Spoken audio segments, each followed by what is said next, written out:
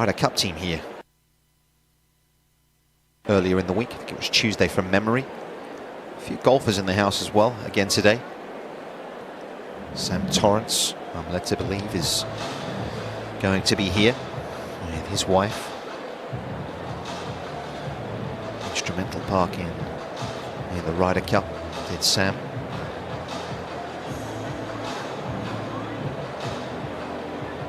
Clive Woodward due to be arriving today as well. Sir Clive and Lady Jane Woodward, the former English rugby union player and coach, part of that team that won the World Cup.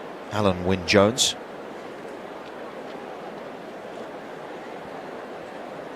Welsh former international rugby union player, played as a lock most of his career. He spent playing for the Ospreys.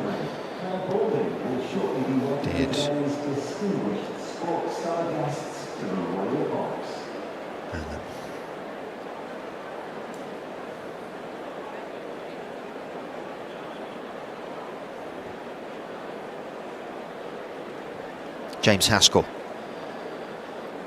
just on the right hand side there, and alongside Danny Kerr as well, former English professional rugby union, played for the Quins and the English national team. Passed 100 caps as well. Not too many have achieved that in their careers. Wonderful achievement.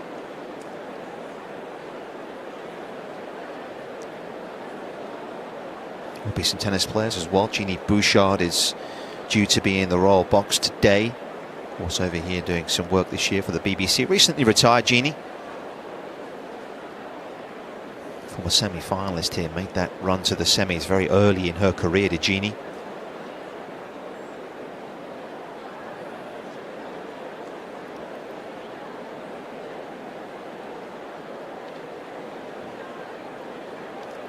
A day of tennis they have to look forward to as well, with Jannik Sinner, Aryna Sabalenka and Novak Djokovic on the card. Two world number ones, and probably the greatest player, certainly on the men's side, ever to play this sport. What a treat that is.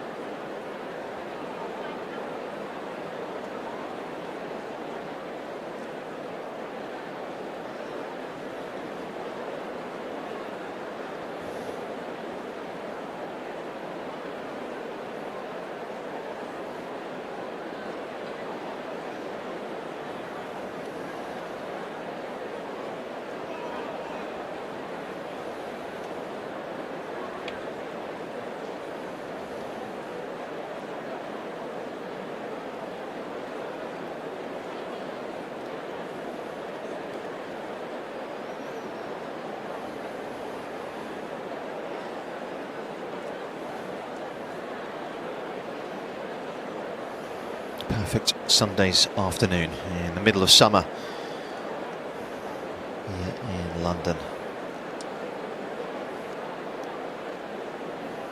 And those that have achieved so many great things in their various sports will be introduced in a couple of minutes from now. And warmly appreciated, I'm sure, by those that have come into centre court early.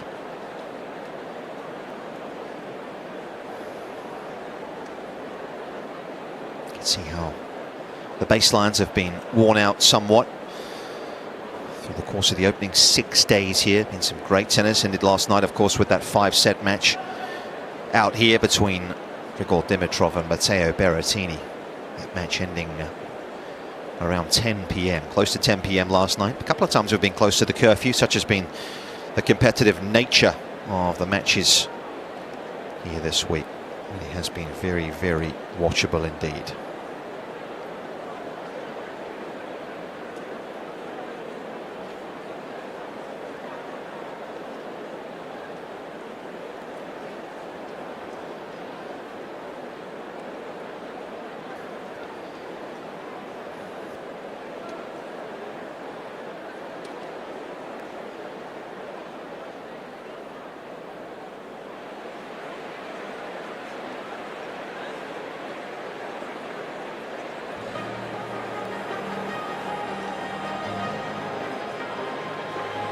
Ladies and gentlemen, may I offer you a very, very warm welcome to Centre Court, where we are in the presence of sporting greatness, because the chair of the All England Lawn Tennis Club, Debbie Jevons, has invited an array of elite athletes to enjoy the middle weekend here at Wimbledon.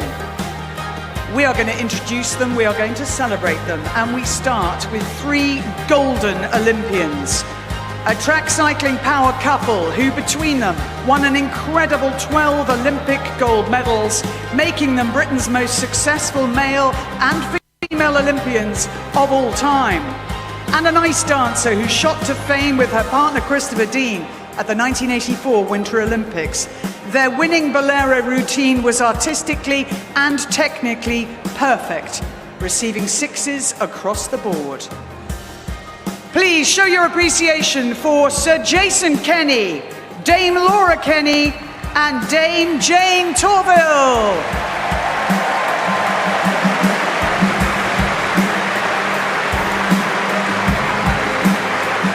From the world of rugby now, we welcome a Wales and Lions fly half who scored more than 600 test points, helping his country clinch 3 Six Nations and a Grand Slam.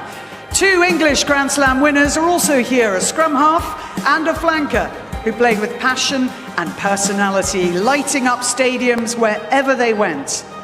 And the most capped rugby player of all time, a formidable leader who made 170 international appearances for Wales and the British and Irish Lions.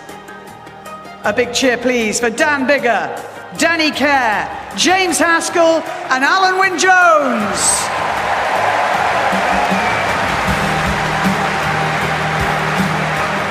Next to cricket, and 3 Ashes winners who have starred for England with bat and ball.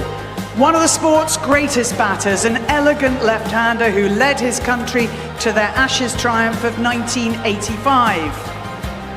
England's all-time leading wicket taker, whose 704 test wickets are a record for any fast bowler. And an opening batsman who played 100 tests. He led from the front and was one of England's most successful captains. Please show your appreciation for David Gower, Sir Andrew Strauss, and Sir Jimmy Anderson.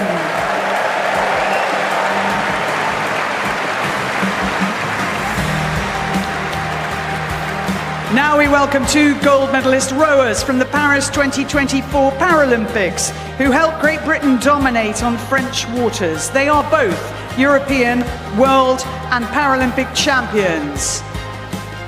Please give it up for Frankie Allen and Greg Stevenson.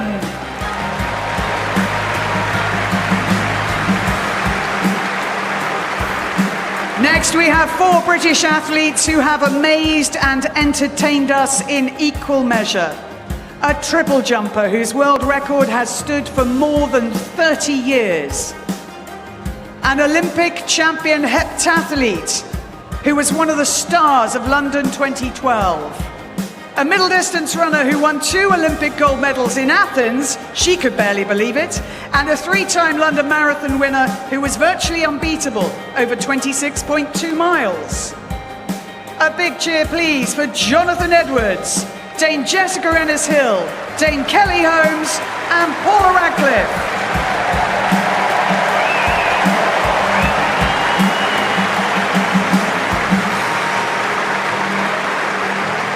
From athletics to golf, we welcome an Australian who surged up the leaderboard in the final 2 rounds to win the Open Championship at Royal Birkdale in 1991. One of the world's top-ranked golfers, who is a 3-time Solheim Cup winner and with 5 runner-up spots is knocking on the door of major glory. And a Ryder Cup legend who held the winning putt for Europe in 1985 and then led them to victory as captain 17 years later. Welcome, Ian Baker-Finch, Sam Torrance, and Charlie Hull.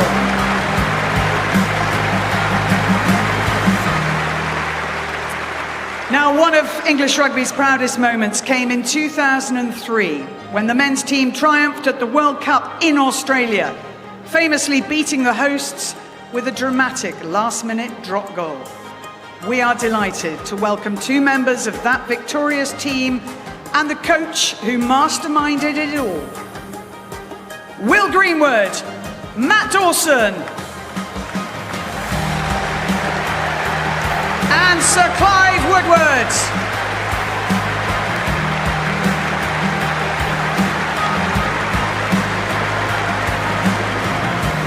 Now we turn, appropriately enough, to tennis and a Roland Garros champion who became the face of Wimbledon for British TV viewers, bringing us all the drama from these famous courts so expertly for more than 30 years. She's joined by a Canadian Wimbledon finalist from 2014, who we are delighted to have as part of the BBC's commentary team this year. Please welcome Jeannie Bouchard and the one and only Sue Barker.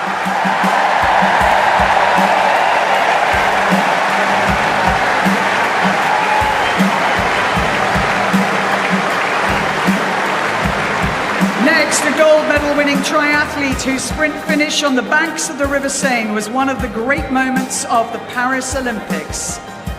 And from Rio 2016, we have two members of the Great Britain women's hockey team who beat the Netherlands in a dramatic shootout to win their first ever Olympic title. It meant so much to their inspirational captain. Put your hands together for Alex Yee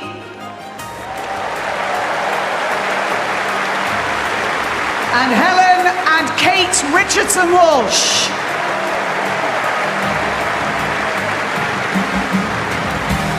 Now, last year, England's Red Roses blew away all before them at the Women's Rugby World Cup. Their win over Canada in the final at a packed Twickenham was a moment to savour, not just for England, but for women's rugby overall. And we are delighted to welcome 5 members of that winning team. Stand up, Megan Jones, Sadia Kabaya, Rosie Gallagher, Marley Packer, and their captain, Zoe Stratford.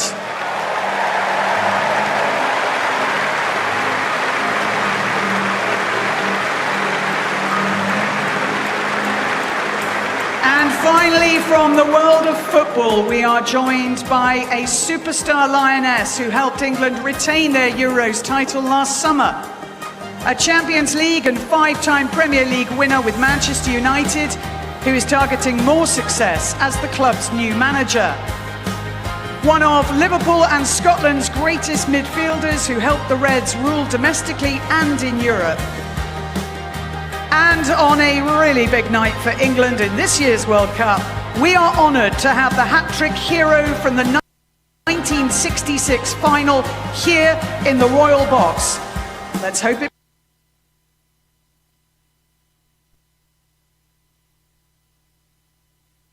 brings them luck. Please show your appreciation for Lauren James, Graham Souness, Michael Carrick,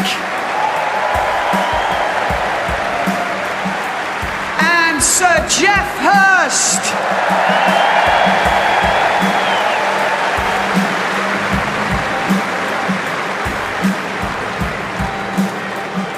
We are so honoured and so thrilled to have such an amazing array of sporting greatness here in the Royal Box, looking down on centre court and ready to enjoy what will most definitely be a fabulous afternoon and evening of tennis. Thank you.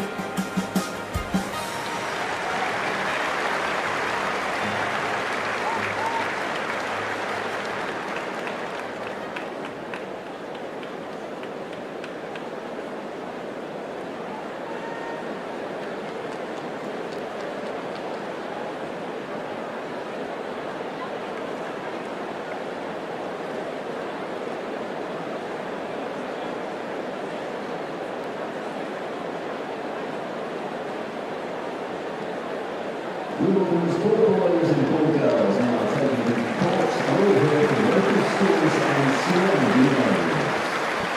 Well, what a wonderful introduction that was to so many sporting greats who have made their way into the Royal Box this afternoon. Something of an embarrassment of riches from the sporting world, following on from yesterday. This is the match that we are looking forward to. The two men who will be out here shortly. It'll be a fourth meeting between Novak Djokovic, who continues his pursuit of an 8th Wimbledon crown. He'll be taking on the qualifier today, Roman SAFIULLIN, one of 2 qualifiers this week to have made their way into the round of 16. 2 qualifiers and indeed 2 wildcards. And in fact, we have 4 men outside the world's top 100. It's a mixture. We've got the very elite of the game. We've also got some players who have worked hard to make their way through the qualifying over at Roehampton and the week before last.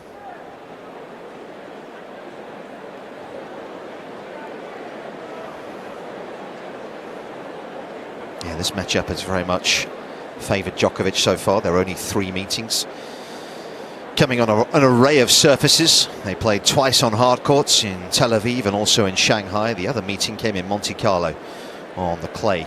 The Serbian has been able to win on all 3 occasions without really SAFIULLIN creating too many problems, but certainly saw the emotions being very close to the surface for SAFIULLIN a couple of days ago, having made his way back after that significant hip injury that he suffered last year. Didn't play from the US Open and made his way back to the tour in February of this year. So an absence of 7 to 8 months. And you can certainly understand just what it meant to him. He has played well here in the past. Worth remembering, he was a quarter-finalist 3 years ago. So he's been able to get the best of himself on this particular surface.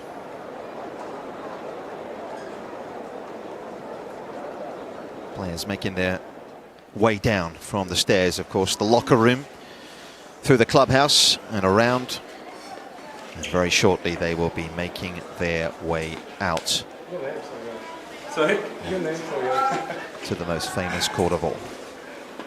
Yeah. I've been around a few years. Yeah. Decades.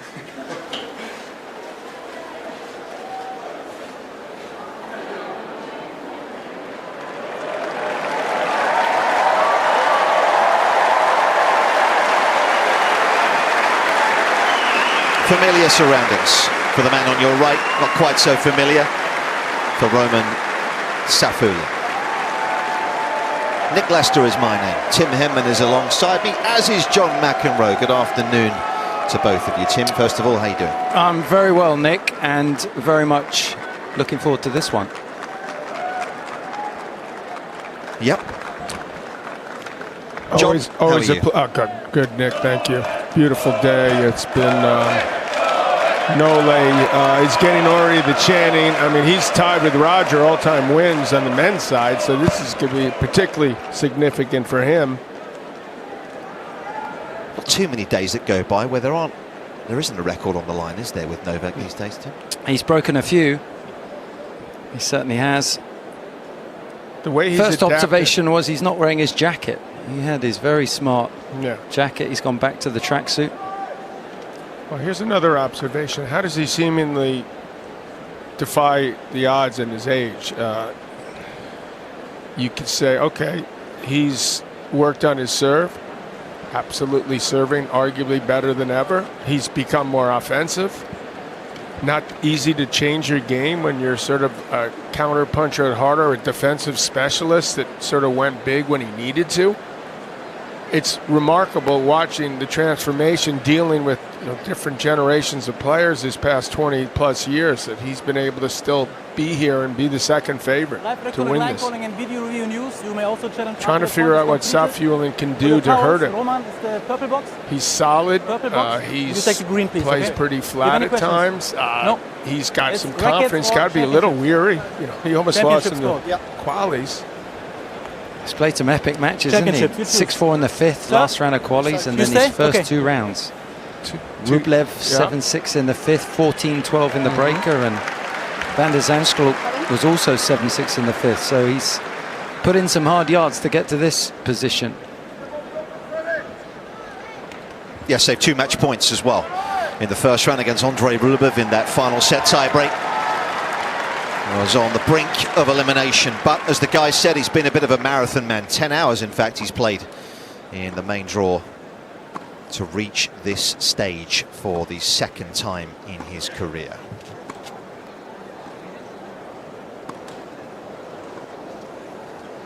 It's funny that we're talking about the younger players, the guy that we're worried about, can he bounce back with all this tennis? That's the part that's, you know, also extremely significant against someone who, by the way, there's SAFIULLIN there. He's still pretty young.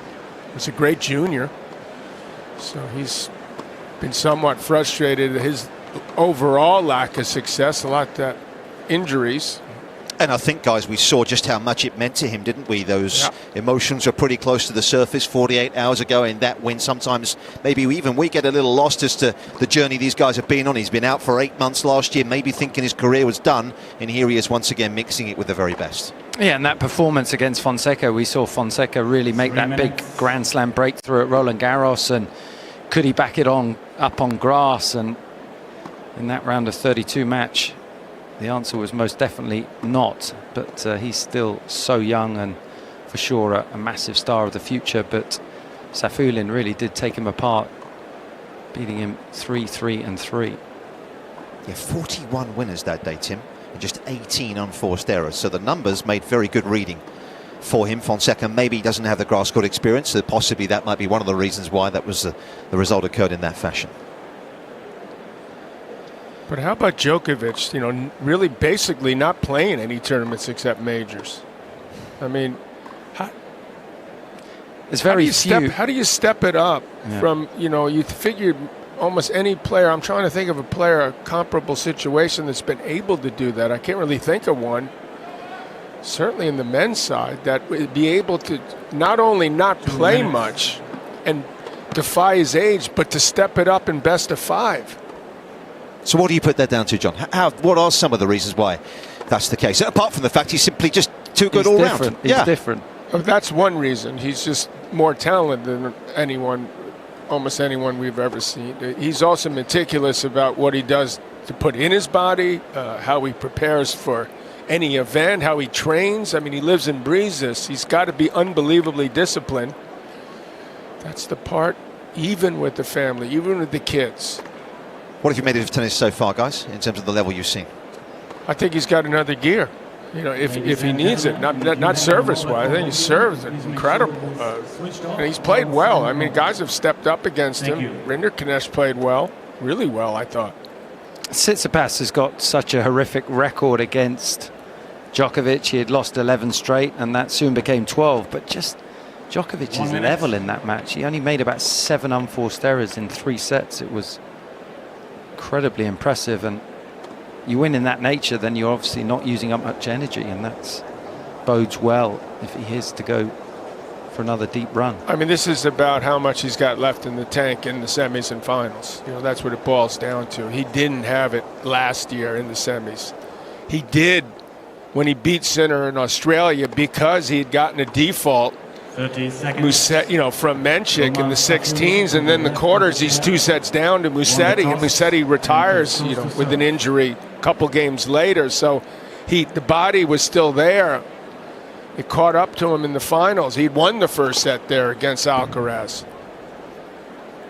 So this is sort of shaping up to be where he's trying to be efficient as possible. This is, you know, honestly, this is about as good a draw as he could have hoped for, playing SAFIULLIN in the 16s. To play Auger Aliassime or Davidovich Fokina. Got to be pretty happy with that. You know, he could have been in the center quarter, for example, at 7, seeded 7. So, and he could have also been in the other half to Sinner. That's also true.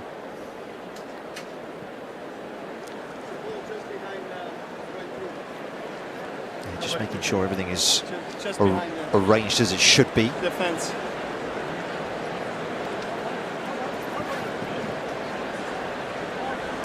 Let's say hypothetically You know, we're jumping ahead, but even before he's played this match, he's playing Sinner in the semis, and it's hot. That's considered to be one of the hotter days next Friday.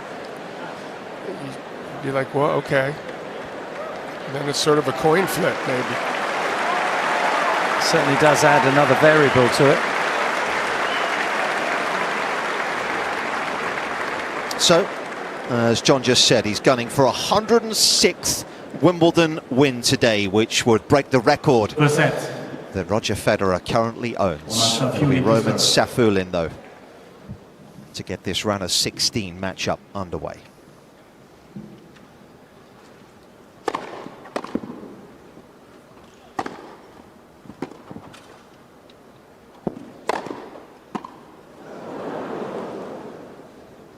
You knew that was going to drop in.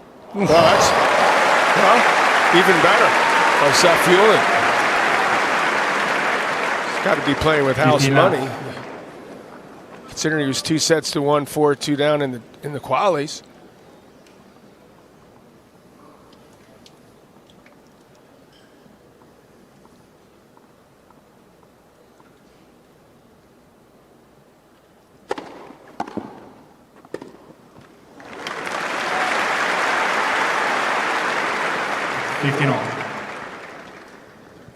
A different sort of matchup, isn't it, from the one against Rinderknecht, who was pretty happy coming in. He gave him some different looks. Djokovic talked about the challenge that the Frenchman posed to him, being a little more unusual than the one he sees day in, day out. Ended up winning in 4.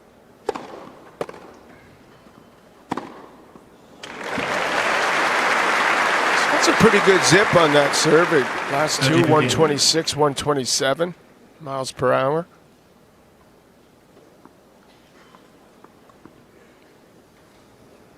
I think he only had 1 ace. You know, it's not like he hits a lot of aces, SAFIULLIN, but seems to set himself up for the next ball pretty well.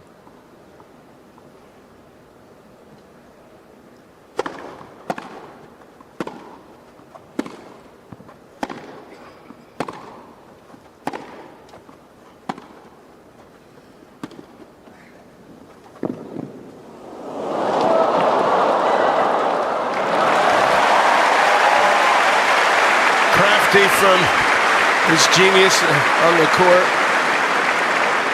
Not fooled by that drop shot. I was watching SAFIULLIN get into position for that forehand, thinking he was going to unleash it, but then played the drop shot from a long way back. Gives Djokovic plenty of time to chase it down.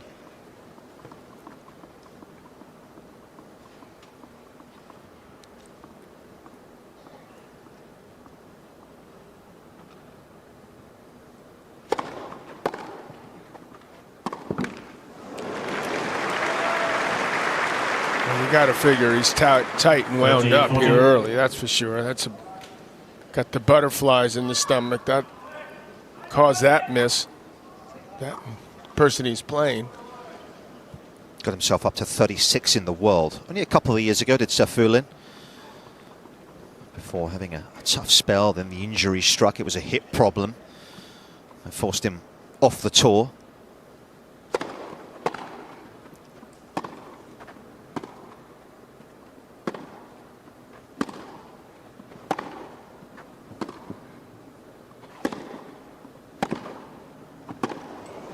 Caught the line, quick break. That's like reputation won him that game. And you'd have to say deservedly so. Well, the quality. I mean, we're 3 minutes in and we're watching Djokovic just start absolutely impeccably. So clean, his movement, his balance, his ball striking. Sends an early message. And to the point you both made, he is 9 years older than the next oldest player in the top 30, Djokovic. 9 years older. Wow. I think it's Hachanov, who's 30 years of age, and Medvedev, who are the next oldest players in the top 30 of the world rankings. Remarkable.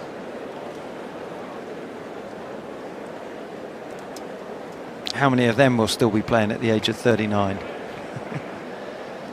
bet not many. Probably none of them.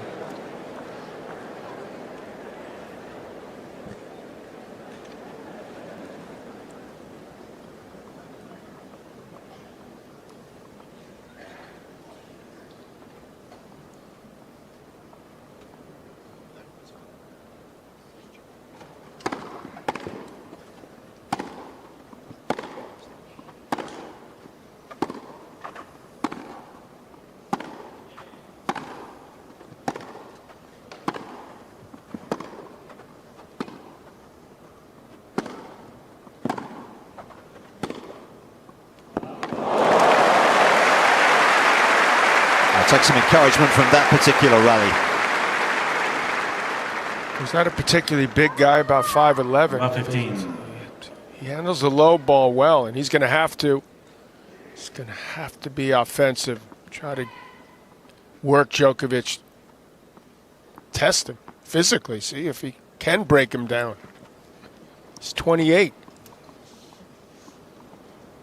That elusive gold, of course, that he finally got his hands on 2 summers ago in Paris to put the icing on the cake in his career. Gold.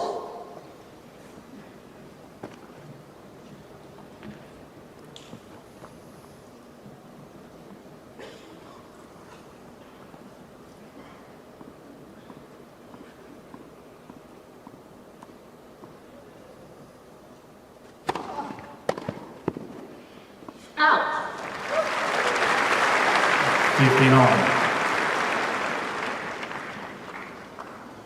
He's always utilised that big second serve down the tee so effectively on the ad side. He's caught more than a few opposition out over the years with that serve. It's efficient now. He doesn't double that often. He's going big a lot more frequently on the second serve.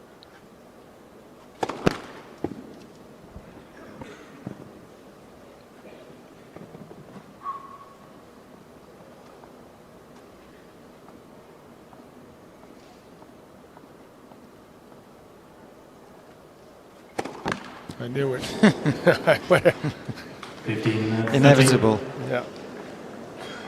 Struggling with his vision a little bit here, isn't he?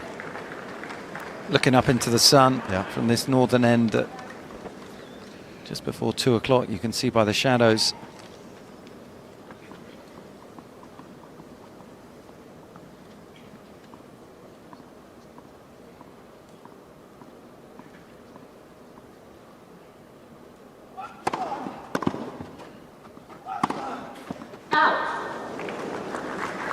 Maybe he's impacting that shot as well. 15, 14. A little unsettled. Viktor Troicki on the left, Milan Amanovic on the right. Of course, Milan's been part of the team almost his whole career. Physio, wife Yelena at the back. Stefan and Tara, of course. How proud he is to have them watching on these days. Net for service.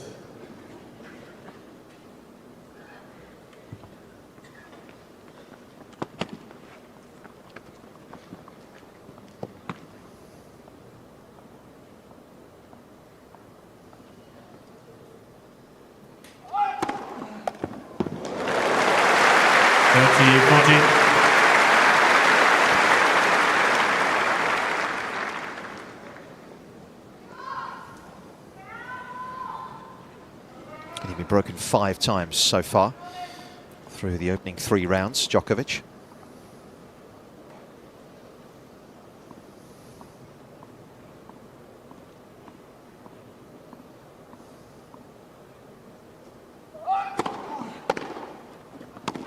Yes.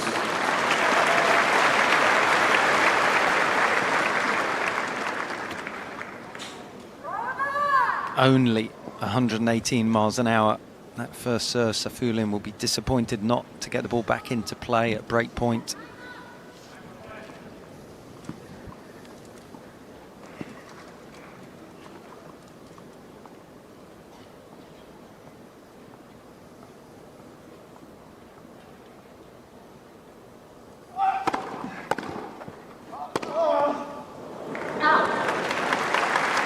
His serve has become much more efficient. SAFIULLIN. He's toward the top of the rankings in terms of the efficiency of holding and saving break points. Even better than his return, he's higher up. So he's added this wrinkle to his game that most people would only dream about being able to do at this age. Gold.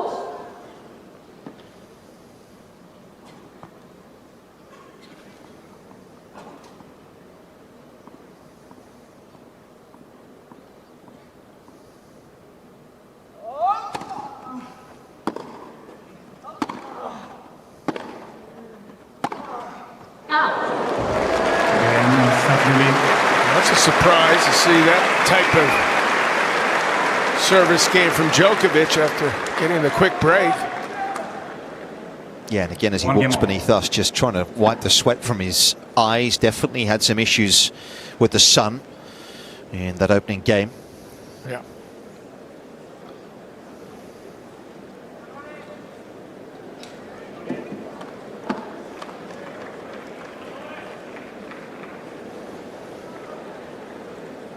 Seven-time Wimbledon champion. Novak, first one here in 2011.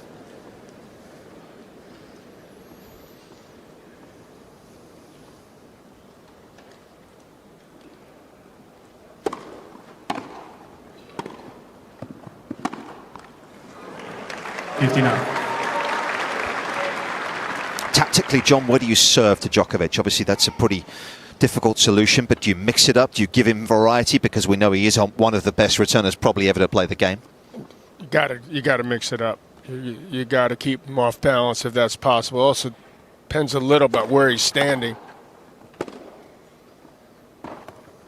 Yeah, that's too good. Slips, no chance. If he's standing back pretty far as he did that return, you try to angle him off, open the court up. Not a lot of good options when you're serving to him.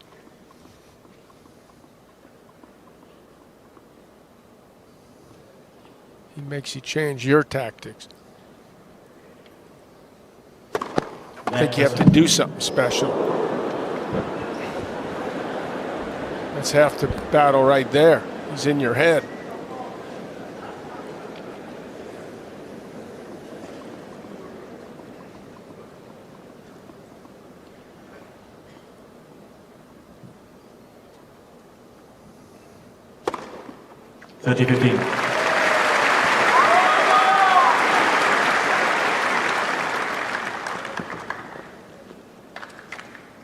SAFIULLIN's wife was also in tears a couple of days ago after the challenges of the last season that they've had to endure.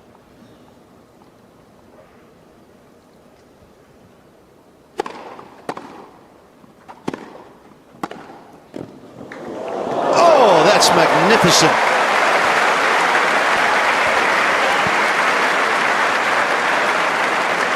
Yeah, that's a good word to describe it, because that was the exact shot that Djokovic wanted to hit. Beautiful passing shot up the line.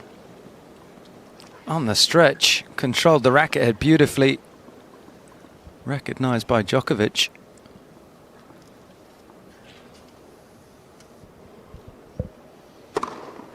Game, SAFIULLIN.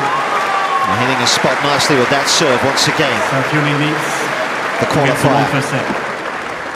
May have gone down an early break, but has put things straight to lead 2-1.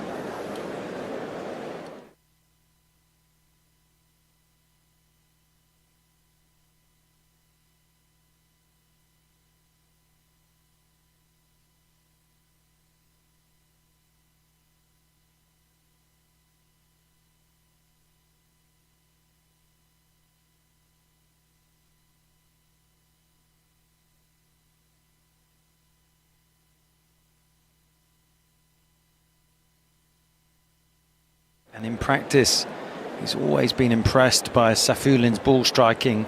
He sometimes plays with that air of freedom that he doesn't really care. He's just going to go for his shots, and that can be a little bit unsettling. He's responded well, having dropped his opening service game. Yeah, yet to win a tour title, but he made one final in Chengdu a few years ago. Of course, one of the events at the start of the Asian swing. He's had some pretty big wins as well. He owns 3 top 10 wins in his career. Beat Carlos Alcaraz in Paris at the indoor event at the end of the season.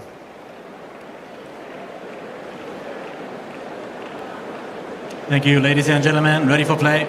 So he has proven that on his day, he can be a handful.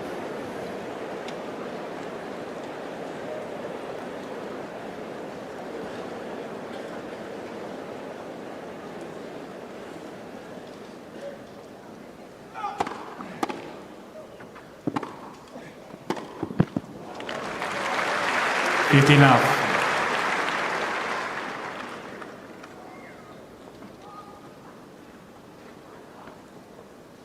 Jannik Sinner, of course, was able to win all 9 and join Djokovic as being the only player to do so in Rome this year, but Djokovic the only player to have won all of them twice.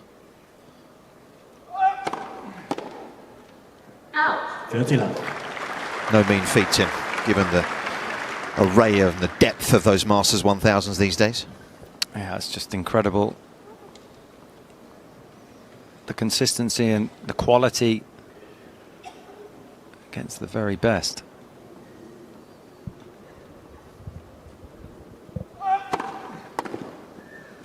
Out. 40 love.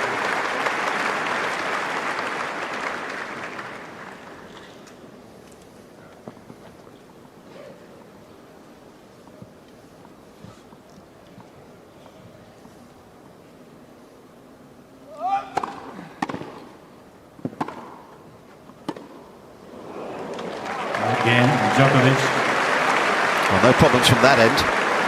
Probably the biggest thing with Novak is just that 2 games desire, all that on the willingness, that love of competing, you know, putting your neck on the line every single time, year after year.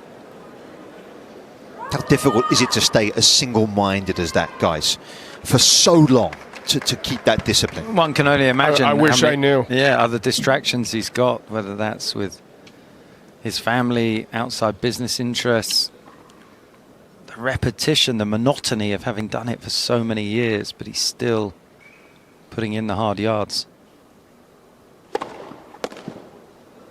The travel.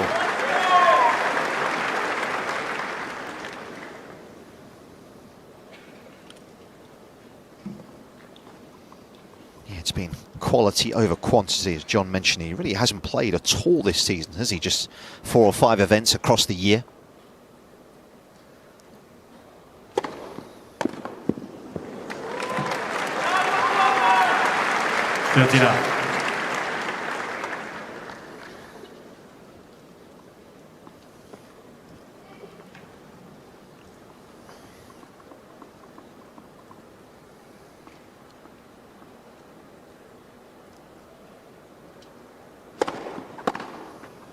Out. 40 love.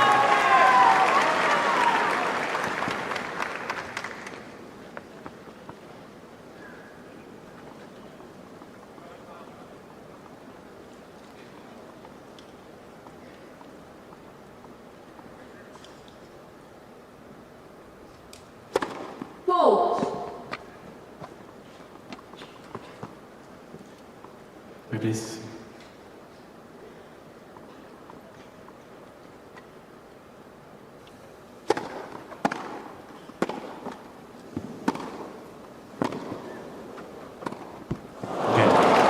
Not to be looking for the chip and charge. Just didn't quite get underneath it in the fashion he would have liked.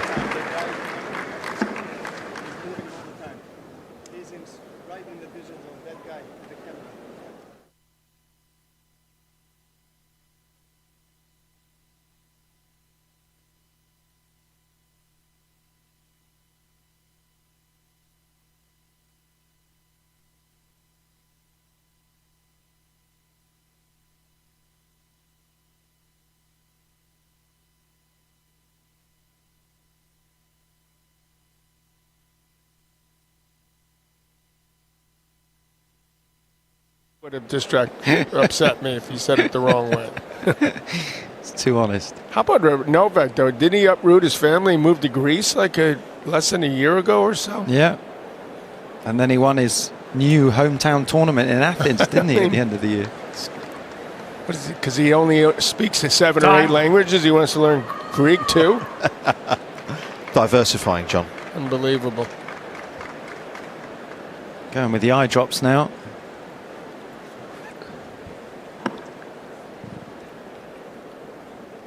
Yeah, this is the end, of course, that he certainly seems to be a little more uncomfortable.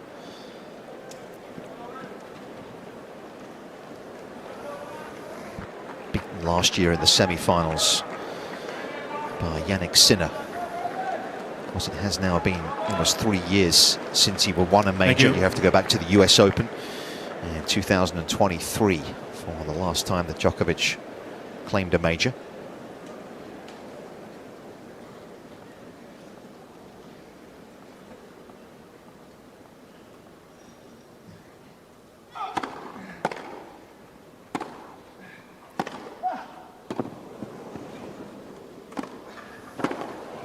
got that easy power though, SAFIULLIN. It comes at you in a hurry. And that ball's not jumping up too high on him, and he likes that low ball.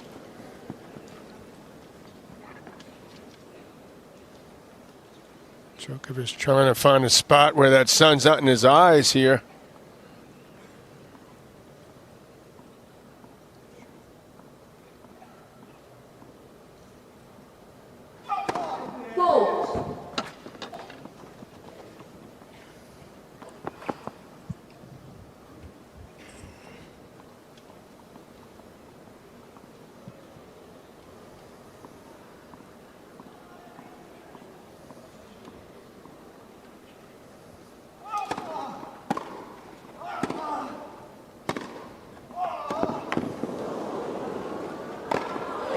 Really doing some damage with that forehand.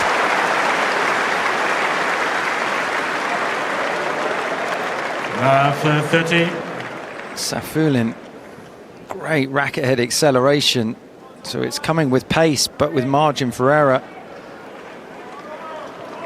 Yeah, hits with a bit more spin as well when you look through the opening week. He gets a little more work on the forehand than Djokovic does. And able to utilize that to good effect there.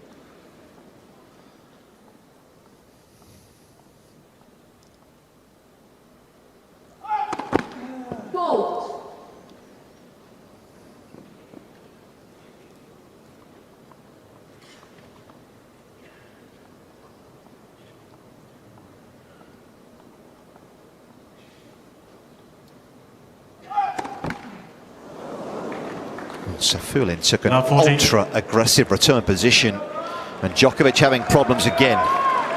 Remember, he broke first game. It looked like he was right in, ready to go from hitting the ball cleanly. His levels dipped since.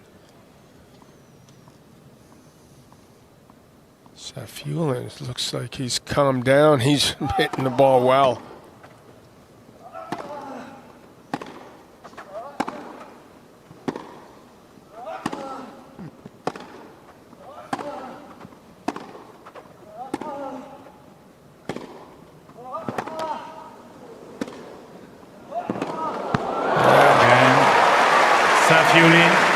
Brilliant control, spreading the court so effectively.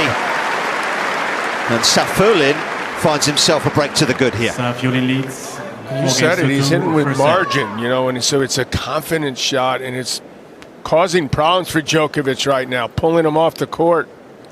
He's been aggressive, but it doesn't look like there's a risk. It doesn't look like he's flattening it out and hitting it out of his comfort zone. Backhand, he hits a lot flatter, but that forehand is on target. He's got that lead. Twice already broken Djokovic. Yeah, and has made 14 of 15 first serves so far as SAFIULLIN.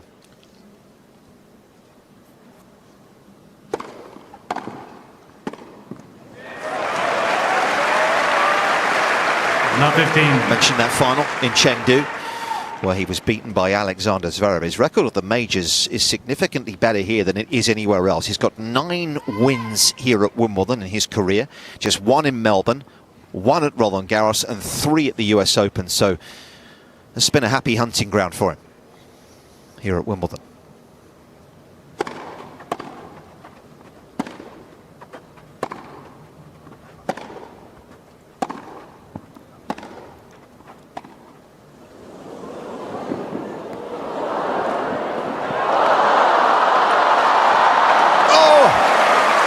It's just dropped in, I think it has. Yeah. Djokovic thought he had that point. Got a solid ball. 15 all. SAFIULLIN just stabbed at it.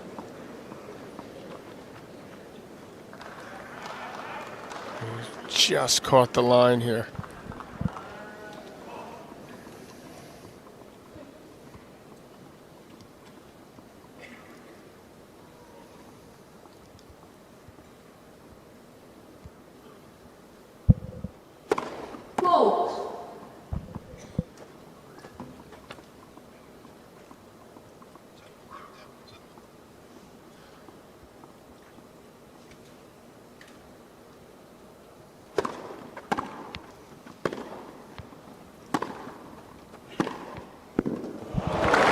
too good. 30-15. Type of shot you'd expect his opponent, Djokovic, to be hitting. Changed direction beautifully on both shots. The first forehand down the line and then the backhand. 7 winners, just 1 unforced error so far from the qualifier.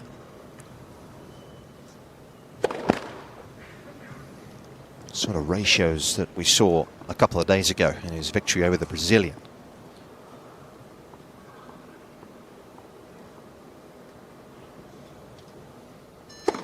Fault. 30-all.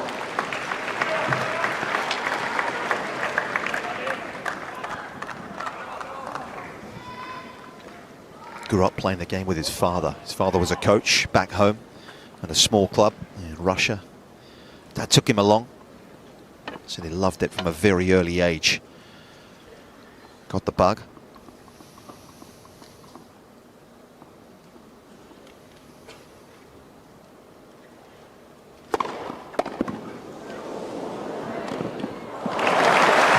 Sharply onto that. 134 miles an hour that first serve. 40-13.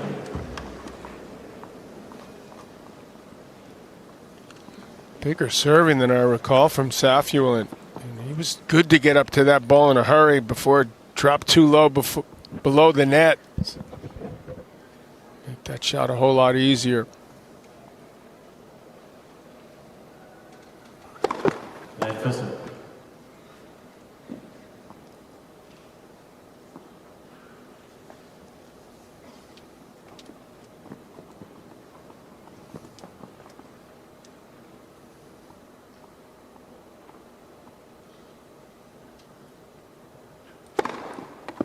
Game. SAFIULLIN. He's come to bring his A game here today to centre court. And he's making perhaps the greatest player of all time feel the pressure. 5-2 it is.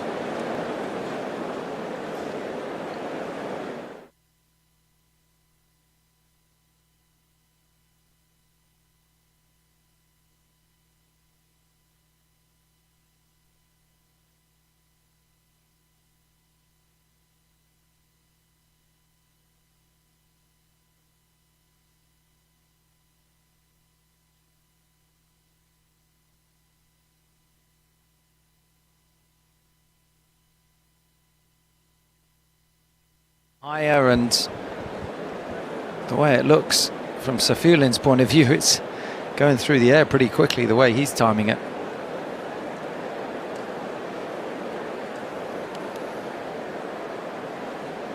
Time. Grew up in the era with Andrei Rublev, Daniil Medvedev and Karen Khachanov, those 3 Russian players. He was in that mix, as John said. He was a great junior. He won the Australian Open Juniors a long time ago now. But he had good pedigree as a youngster.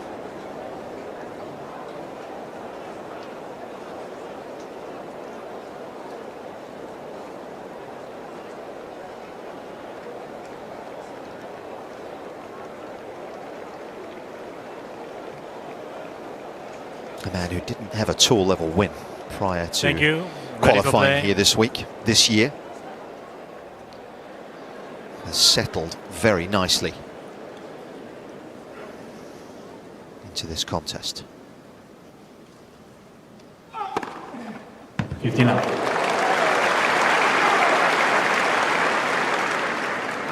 Surprisingly, we watched SAFIULLIN so far dictating most of these points. Djokovic wants to put an end to that here with the new balls. Fault.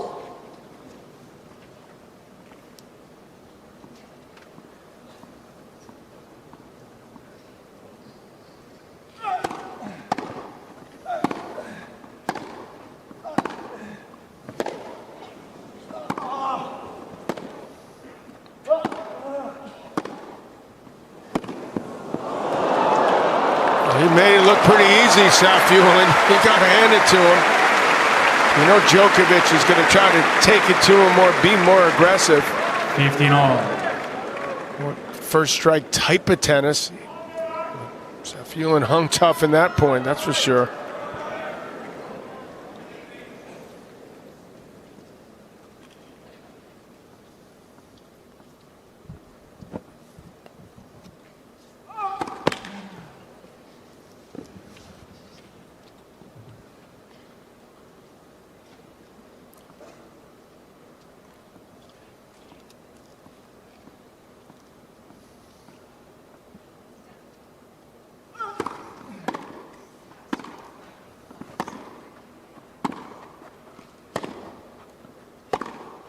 Out. 15-30.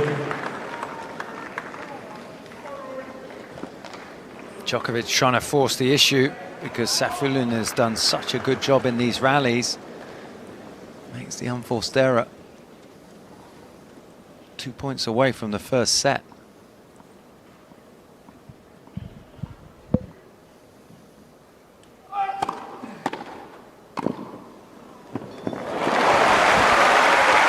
And there's the first change-up.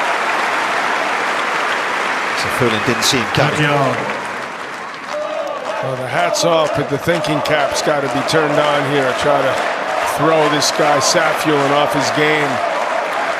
Caught him by surprise there with the serve volley.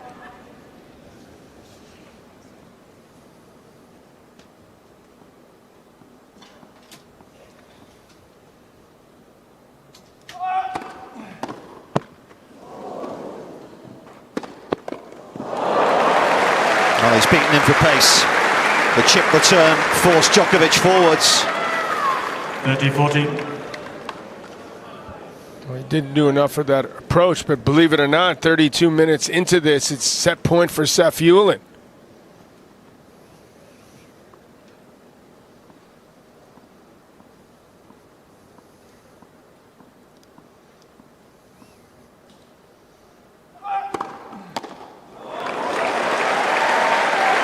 Use.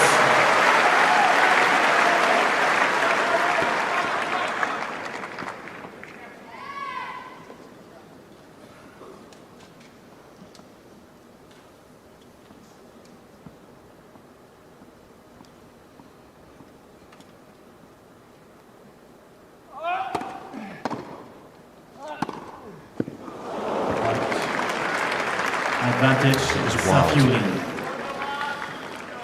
Very erratic off a ball that he had enough time with which to make something happen. And here's a second set point for the qualifier.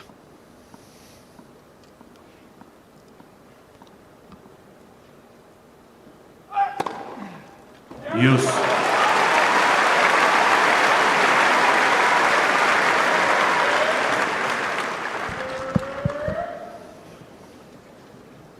Djokovic knows he's got to hold on here to ask the question of SAFIULLIN.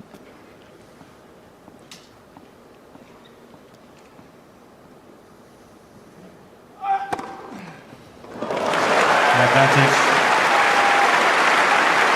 Djokovic.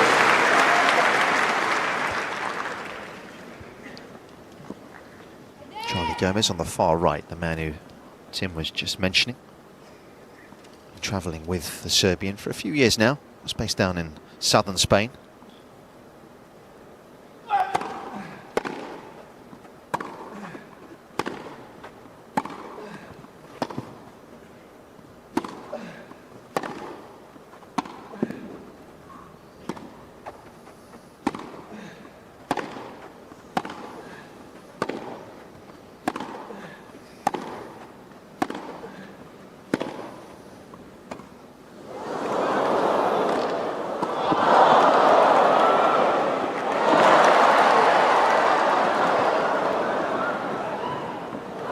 He's got him. That is sweet from SAFIULLIN there. And a couple of drop shots that left a little to be desired. Yeah, SAFIULLIN looking so comfortable in the rallies. He's the one that's changing direction. It's Djokovic that's had to change things up with the drop shot and lob, but this one is not going to cut it. Surprised he didn't move in off his lob that went over SAFIULLIN's head. Chose to stay back and try another drop shot.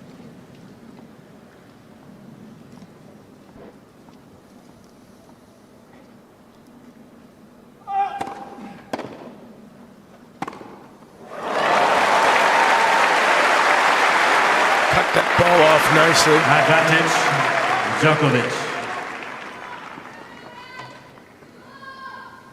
Said he was taught as a kid to take the balls off as he could on the rise. That was a case of executing there.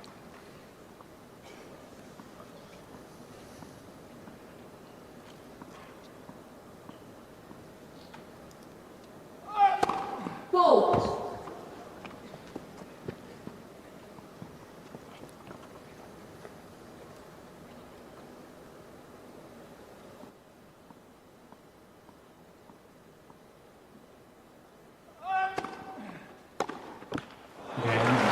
Well, SAFIULLIN stepping back to receive the second serve. Couldn't get the elevation required.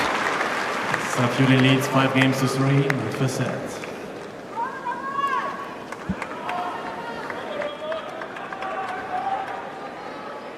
So chances come and go for the 28-year-old. He's going to have to hit the reset button here. Try and serve out this opening set.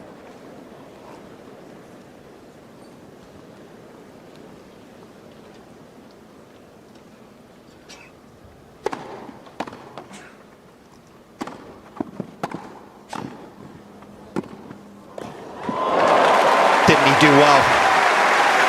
Just got enough pace on it. It wasn't his normal grip that he uses on the forehand, but he got it to dip. Now 15. That first point's always important. When you're serving for the set, you want that little platform at 15 love, but when you're trying to break back, you want to put the early pressure on. That's what Djokovic has done. His second point SAFIULLIN has lost when he's come in. Net first set.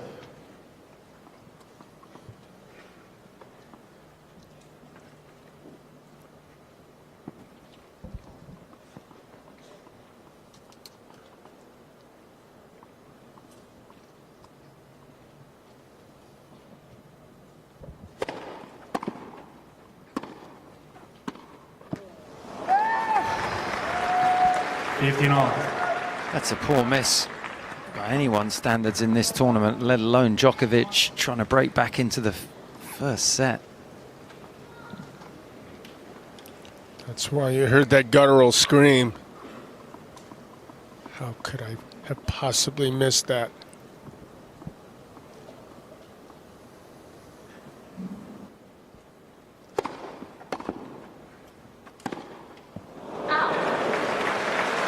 That miss more understandable from SAFIULLIN, who hasn't been out here in these type of situations his whole career very often.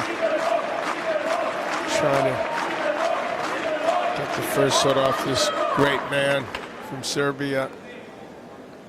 Not easy to stay composed. Yeah, Djokovic getting a nice read on the serve. That wide one has been the one he's favoured largely so far on the deuce.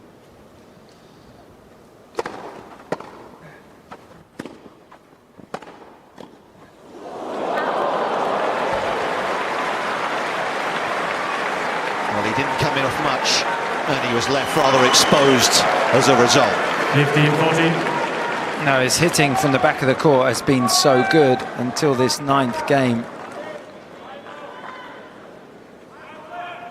Missed a rallying forehand on the 3rd point and didn't come in with any conviction. Now faces 2 break points.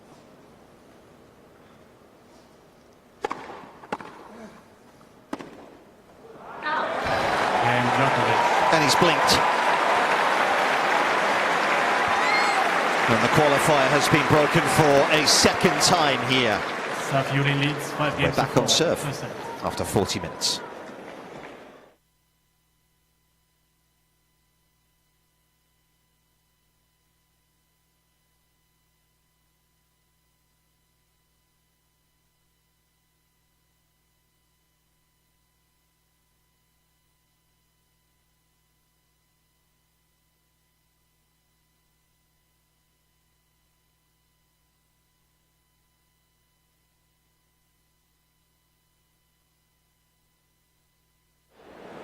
you've got a lead to lose. And that was not an impressive service game from SAFIULLIN, but he's still up 5-4. It's Djokovic who's got to serve to stay in this first set. Can he now put more pressure on Djokovic's serve? Time.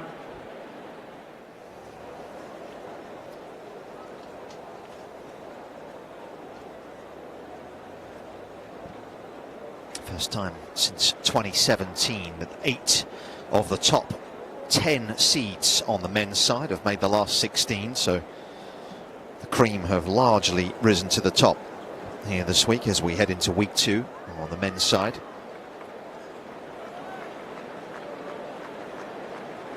Of course, Ben Shelton, one of those that suffered an early exit, somewhat surprisingly.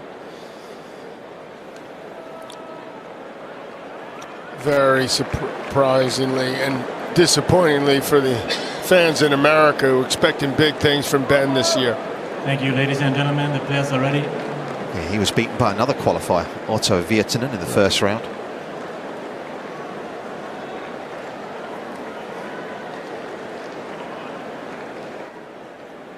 You wouldn't have bet a lot of money that Arthur Ferry would be the guy still in that section. Well done.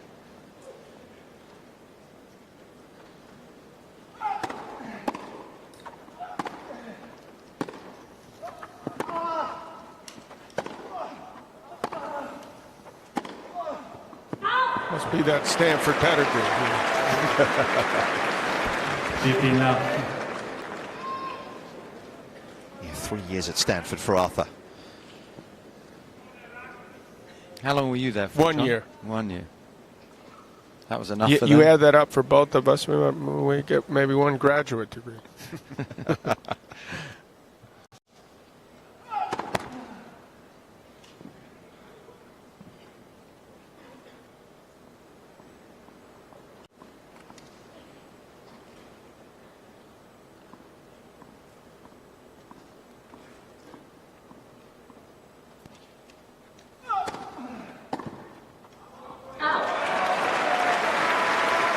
Just when he appeared to look invincible, he sort of looks like a qualifier, right?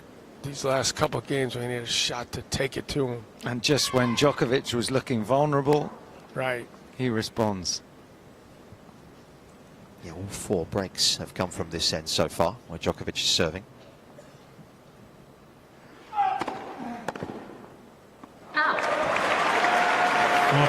Starting to hit his spots a little more consistently. Something that he has been so devastatingly good at. The sun will have moved a fraction, and maybe that's helped Djokovic's ball toss.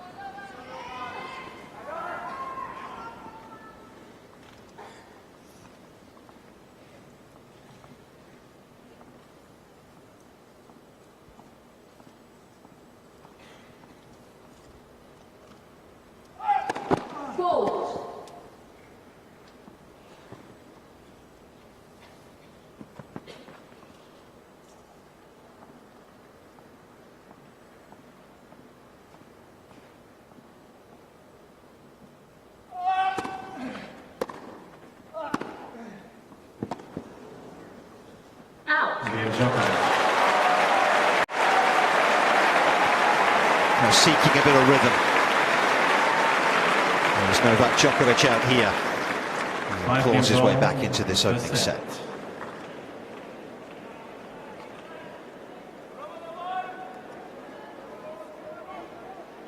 Yeah, when you look at the all-time record of singles victories here today, as we mentioned, going for his 106th. Of course, Martina Navratilova actually holds the record, 120 victories in singles for Martina. On her last match as a 47-year-old here, remarkably.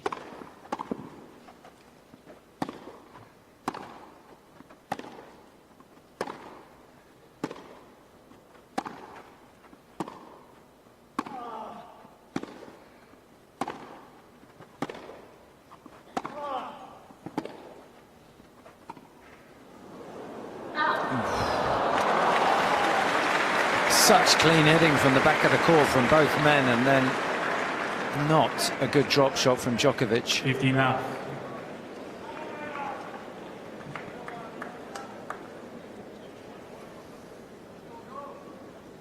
Doesn't want to get into a whole lot of those grueling rallies at his age.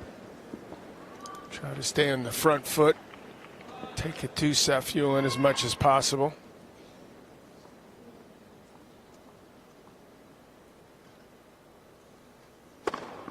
Count on his experience, his guile, intimidation factor to get through this match. Continues to be in a very good rhythm on that first serve. Has only missed 3 first serves in the opening 3/4 of an hour here, SAFIULLIN.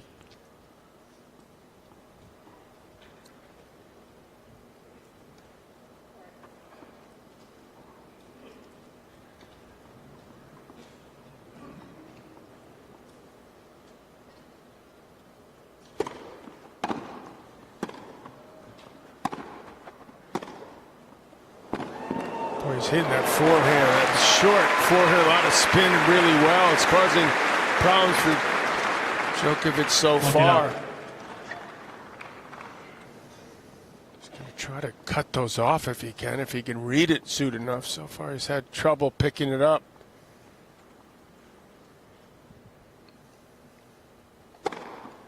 Game, SAFIULLIN. Comprehensive hold. SAFIULLIN leads 6 games to 5, first set.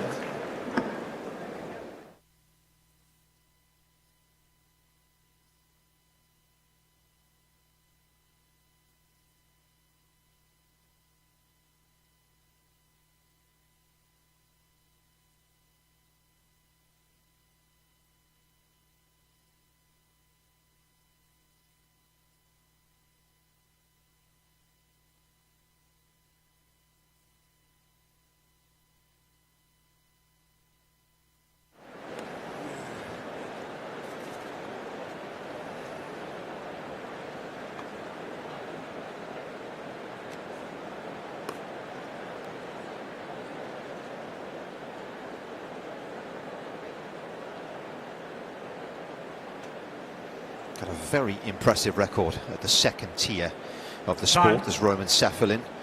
He is 8-0 in challenger finals in his career so far. He's going to win a couple this year as well, as he's looked to recover that ranking that dropped outside the world's top 200 in the spring. It's been a long way back, but this run will certainly provide a springboard for him for the remainder of the summer.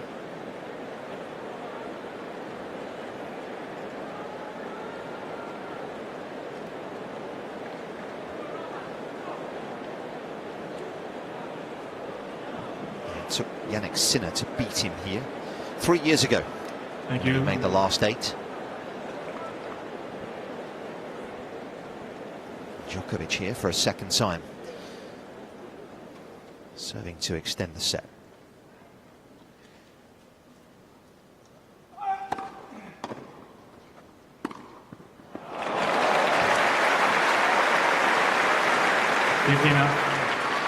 Got to figure this is an absolutely huge set for SAFIULLIN to pull out with the opportunities he's had.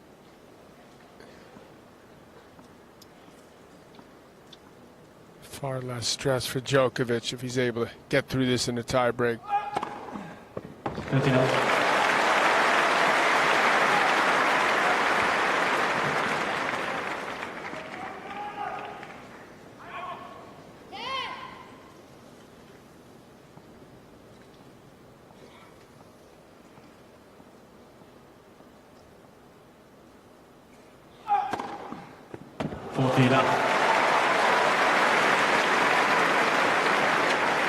Starting to find his targets more regularly.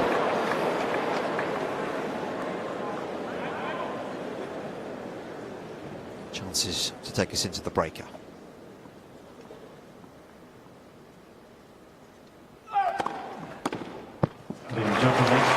And he'll do just that. An efficient hold. 4 breaks in the set. Tiebreak. There'll be a tie-break to settle it.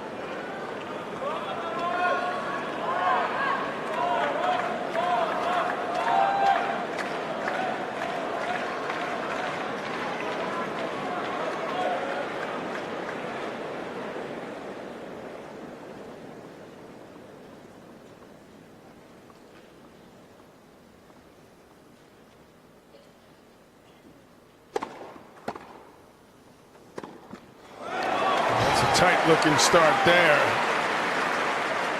1-0. Reach for that Djokovic. ball. You don't want to be doing that on a short approach shot.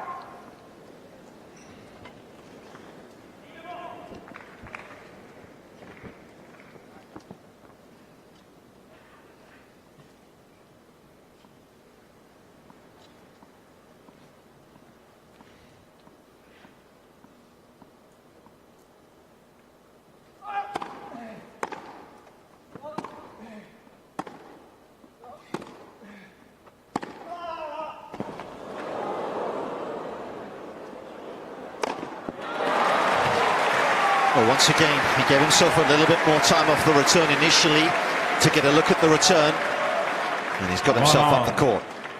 Yeah, that's what he's capable when he accelerates with that racket head.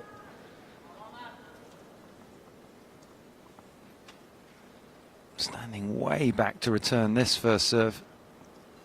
16 winners for SAFIULLIN in the opening set. That wide serve is there for Djokovic. Yeah. Doesn't do enough with that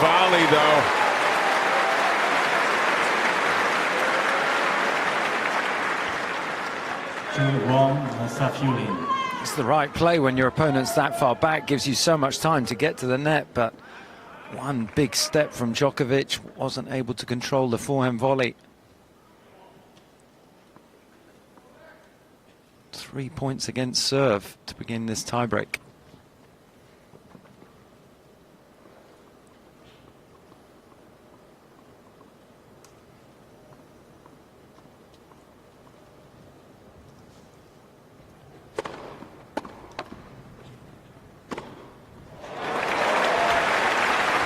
Well, there's a bit of wind around. Maybe that's just impacting the return. 3-1 SAFIULLIN. Definitely, but he made that shot from SAFIULLIN trickier, and he handled that well. Got up to it quickly. You need good footwork if the ball is getting blown around in the wind.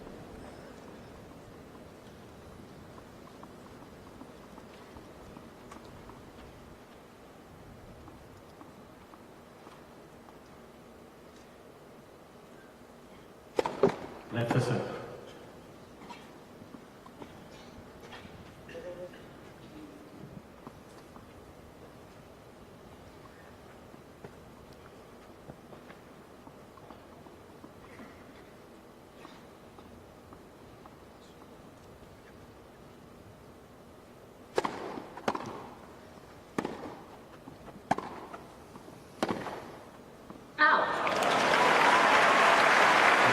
Been absolutely phenomenal serving from SAFIULLIN. 3-2 SAFIULLIN.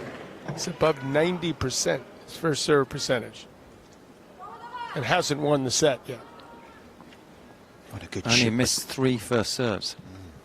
What a good chip return that was, wasn't it? How low that stayed off to the ground.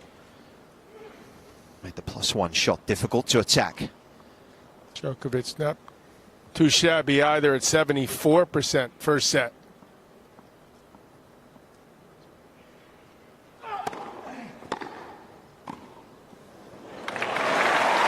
Well, once more, SAFIULLIN shifting his position extremely deep, but leaving himself vulnerable to that play. 3-0. Let's have a look at the forehand quality. Both have been so far impressive. SAFIULLIN's dictated quite a few of these rallies because of that forehand and his ability to use spin to pull Djokovic off the court on his forehand side. So it's been a good set for him. He'd love to be rewarded. Yep, he's lost 6 in a row against Djokovic. The 3 previous meetings, he's not really been able to lay a glove on the Serbian.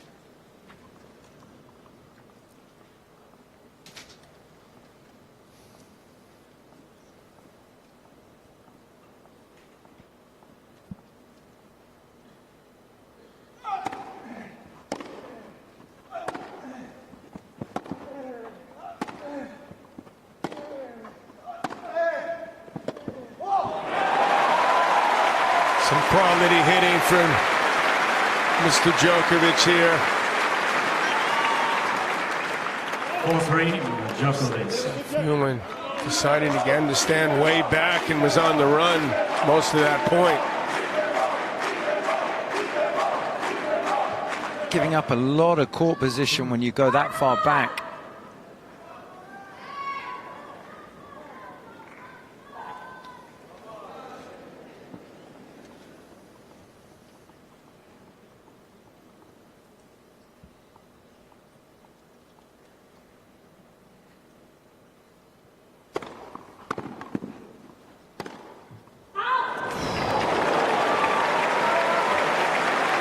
Time and space was available to him, 5-3, but he didn't make it count. Djokovic. Maybe just a little too much time to think about that one. Ended up catching it slightly late.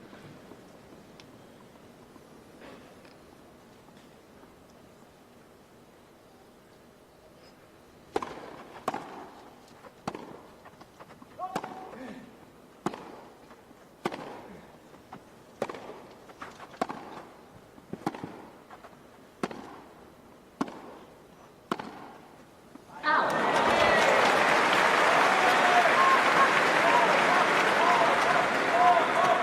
5-4, Djokovic. Yeah, when you look at the points won from the baseline, they're actually dead even so far. They've both won 20 each from the back. Nothing in it in that department. But the Serbian with 2 serves here to put this opening set to bed.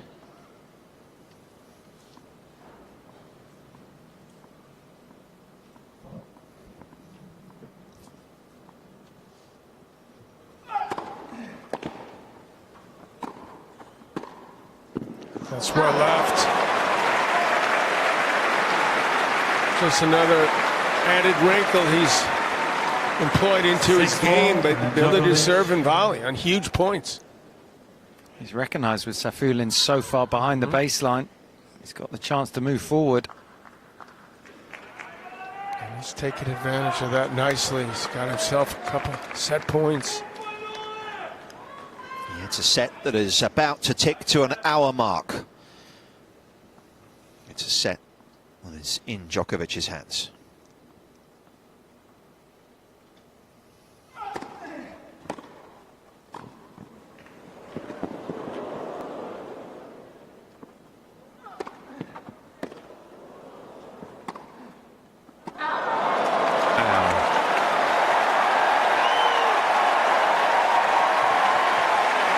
Well, that is a point Djokovic clearly should have won, but got a hand in SAFIULLIN him, making him Djokovic. that extra ball, and didn't really do a whole lot with that overhead. It ended up costing him. SAFIULLIN did well to get the lob up into the sun. Djokovic was a little cautious, as you say, but back on serve. Still set point for Djokovic.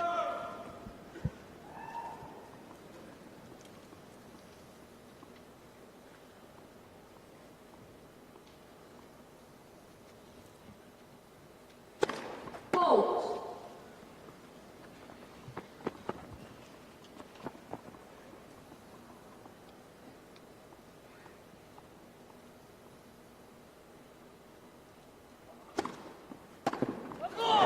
What a big second.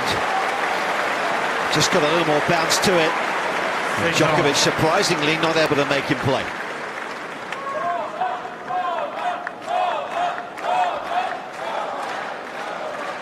SAFIULLIN has done a good job on serve, although he's lost serve twice. That first serve percentage at 89%. And that's only the 4th second serve he's had a look at him in the entire set. Yeah, it's phenomenal.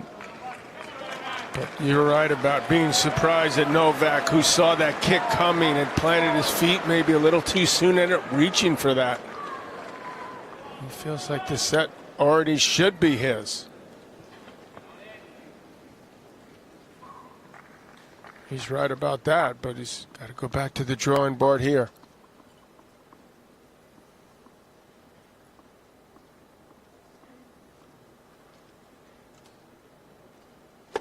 Fault.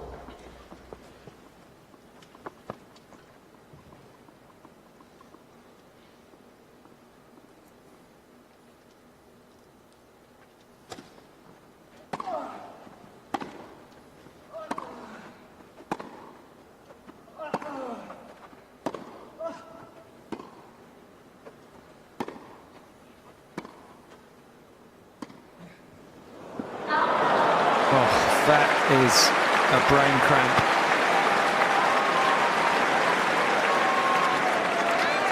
That's tension. Just no need to play a shot of that nature when you've worked so hard in the set. You're 6-all in the tie-break. Rallying cross-court comfortably, then decides to play drop shot, cutting way inside the ball.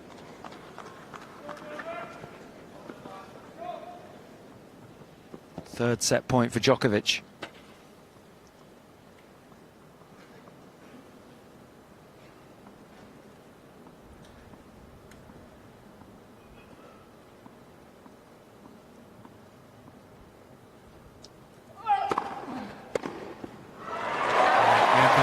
Roman SAFIULLIN pays a heavy price for not capitalising on his opportunity. A set that was over an hour in duration, and it's a set that Djokovic has secured, 7-6.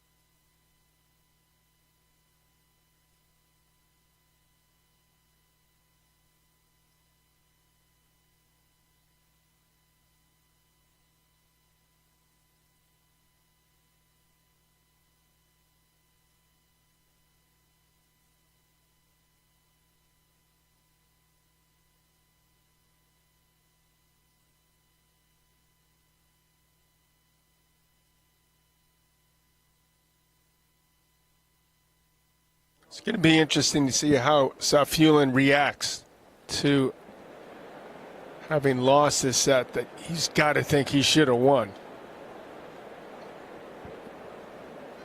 How much, if any, that will bother him mentally. How much will allow Djokovic to relax and do his thing. And how SAFIULLIN will maintain the intensity. Could be a little bit disappointed and frustrated and perhaps drop off a little bit.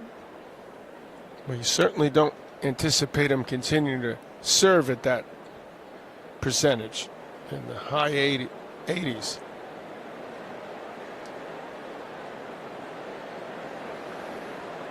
He's not an ace machine, yet he's had 5 the first sets. It's got to be arguably the best set he's ever served. And when he still lost his serve twice.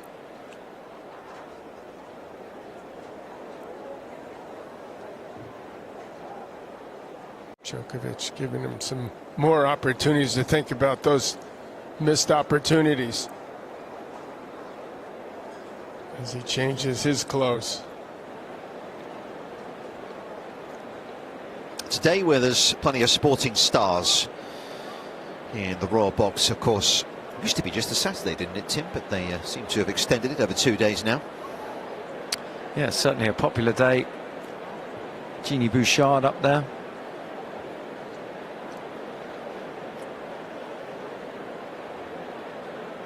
Well, Greenwood, of course, wide range of different sports that Debbie Jevons and the team have invited along today. Manchester United manager in the house as well, Michael Carrick. Just in front of him is Alex Yee, a triathlete.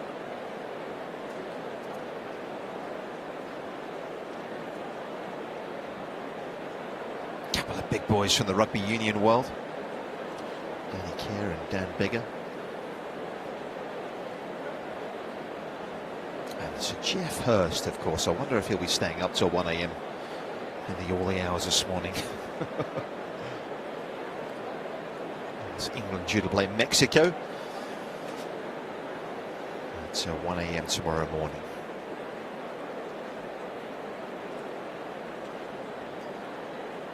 There's going to be weather issues there, and heard they were going to change the time for a while. I was like, oh, God, that's great. Just a couple hours earlier, that would be awesome. Well, you're still celebrating your Knicks win, aren't you, John? Oh, yeah, absolutely. Are you kidding? I've waited 50, it's like you in the World Cup, 53 years. You're at 60, right? Ah. Yeah, what long time coming. Yeah, I saw some of those pictures of the parade in New York City. That looked pretty cool. I was out of town. I had another commitment, but a couple of my kids went down, enjoyed the festivities. It's you know what it did? It brought New York City together. Yep. That may have been the best part of all. So much so that Taylor Swift and Travis Kelce decided to get married in the same stadium where the Knicks play. You get an invite for that? I don't think so. Lost in the post? I think I'd like to tell you, yeah, but I was busy. I had to work. Didn't make the cut. No.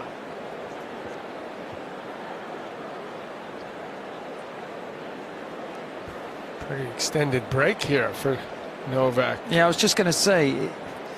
Where did he go? All the way back to the locker room? What do you think about these breaks?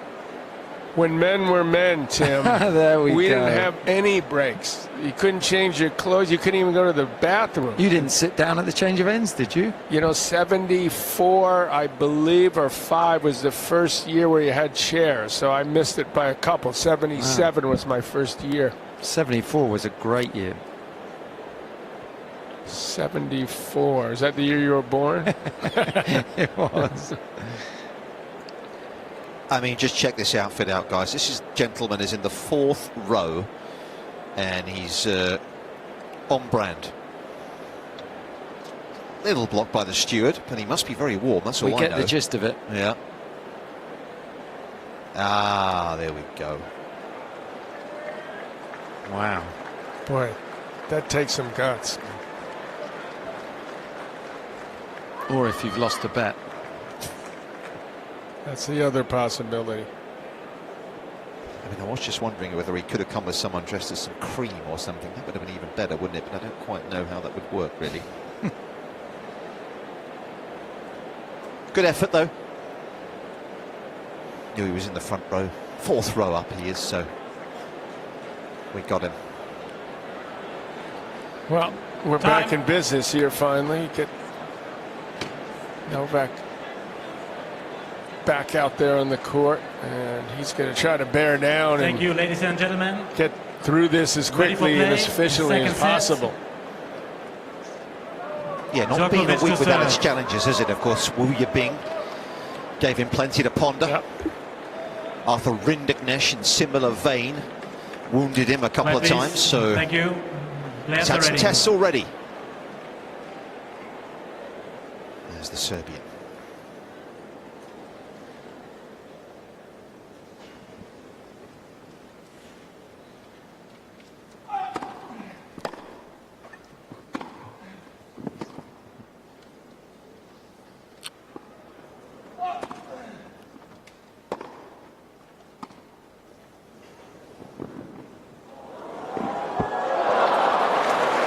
SAFIULLIN saw Djokovic's drop shot coming, but Djokovic saw him change grips and recognized he was going to hit a drop shot. So he was up there, but wasn't able to capitalize. Yeah, a lot of talk about that drive for 25, isn't there, for the Serbian. Going to break the record.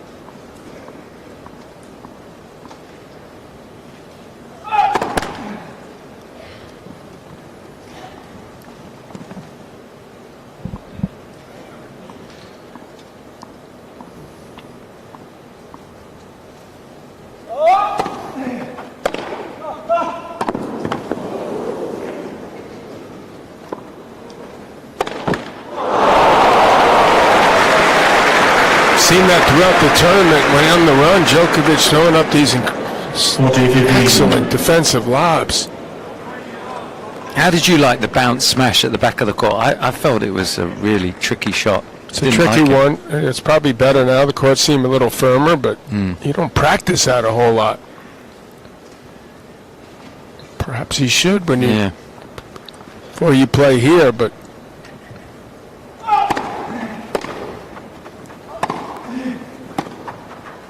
it's a good move forward. Cut that ball. That's a nice hold. First game, second set.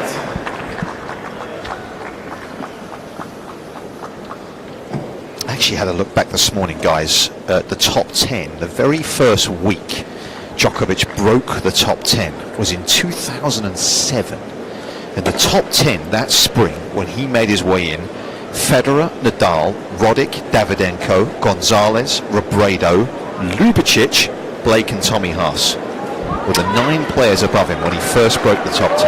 And how many one-handed backhands there? 6. Federer, Gonzalez, Robredo, Ljubicic, Blake and Haas. How many one-handed backhands in the top 100 now? I'd say 3 or 4. Yeah, it's an excellent point. There were 6, I think. Now I'm going to have to look that up. Well, you're the one that brought it up. I will.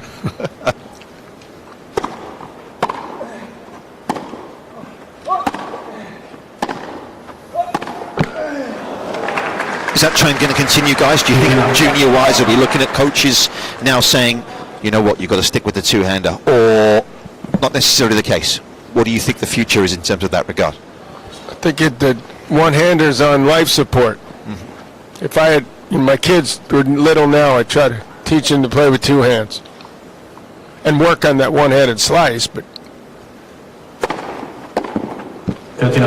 because the game has got so powerful, John, you need that second hand on. Is that the primary reason? I think so. You know, the ball's jumping up so high and so many surfaces, it's easier to handle that shot up there with 2 hands.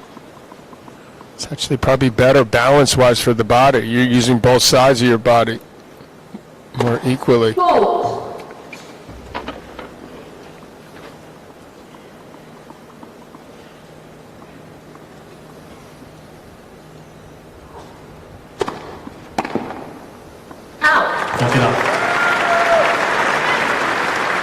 So often players hit off the back foot. That's also easier when you're holding the 2 hands. Wawrinka, one of the few guys with the one-hander that could put enough on it to do damage.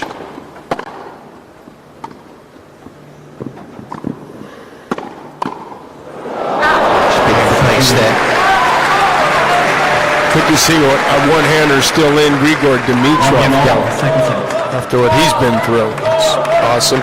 If you do have a single-hander these days, guys, have you got to have a very, very good slice? Exceptional. Well, to go with it. And you got to be really strong to be able to handle that high ball. Yeah. You think of Steph Tsitsipas and the struggles he's had off that backhand side because he doesn't own a great slice, right? It's not a competent skill for him, so he's been exposed of late because, seemingly to me, players have gone there too often.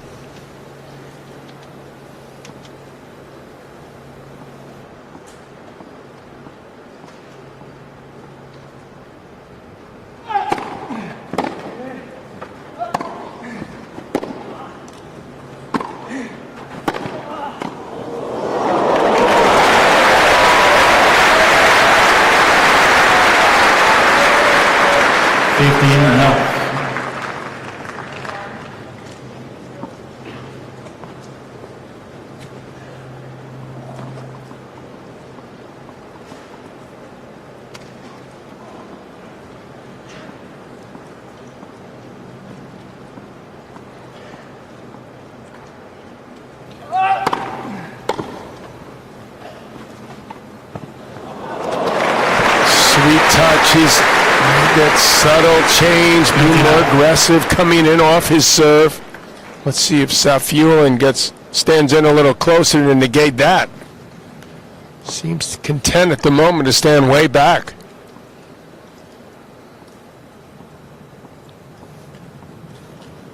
He'll persist with that play of putting deep. 40 love. And Djokovic will continue to expose it.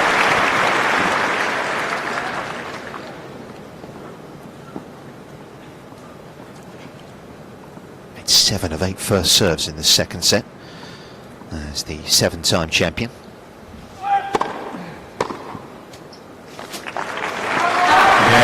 But looking just a little more settled. But they got that opening set. And he leads 2-1. Djokovic leads 2 games to 1 second set and by 1 set to love.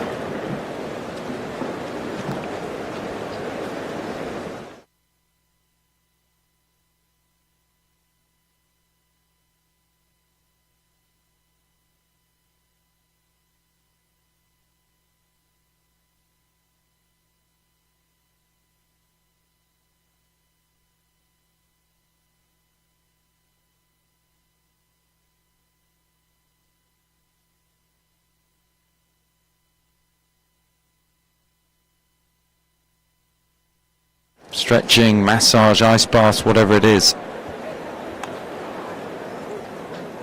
Millennium building on the right that has had so much work done to it over the last couple of years. More plans there, Tim? Yeah, it's probably a 4-year project that's in year 3, and next year there'll be a whole another level up above the competitors' restaurant and tennis family area for more eating space. Will there ever be a year where there's nothing happening, or is it always constantly trying to take it up another gear? Yeah, I could give you another 3 or 4 projects. I wonder if you remember the pergola, which was on the left of Gate 5. That used to be the members' enclosure way back when. That's a whole area that needs developing, or is a very good development opportunity. The east side of Centre Court, they call it the tea lawn, but there's no lawn there. That's another area could do with some work, and that's before you talk about the golf course.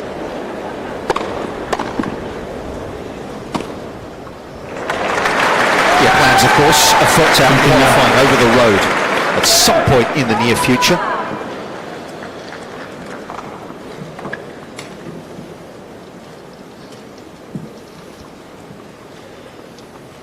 New show court as well.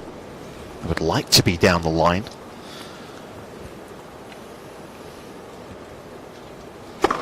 Fault.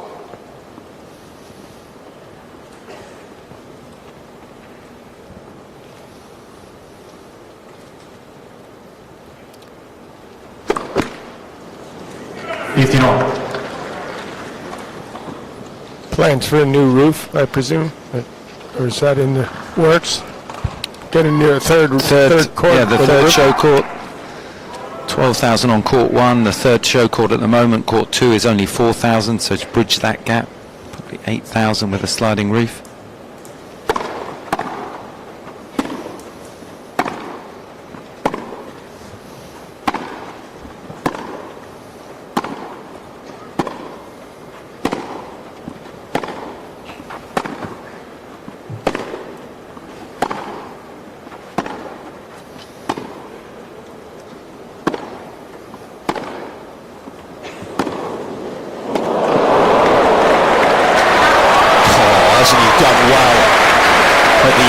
Physical exchange, SAFIULLIN.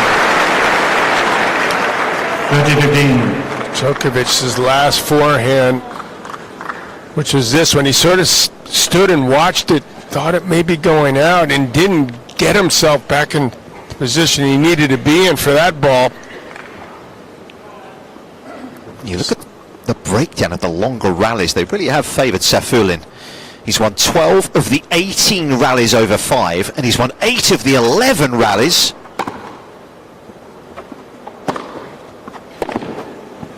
over 9. So when the rally's gone long, SAFIULLIN has largely come out on top so far. I'm sure that 11-year age gap helps a bit. Having said that, is that a realistic tactic on grass? To say I'm going to extend the rally?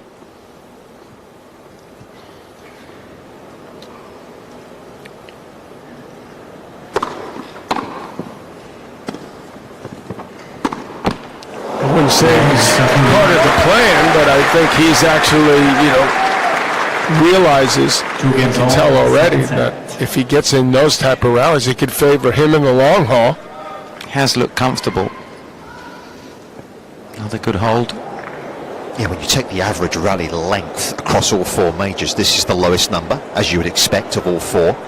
US Open, actually, when you look at that average rally length, isn't too far behind. If you take that as a barometer for court speed.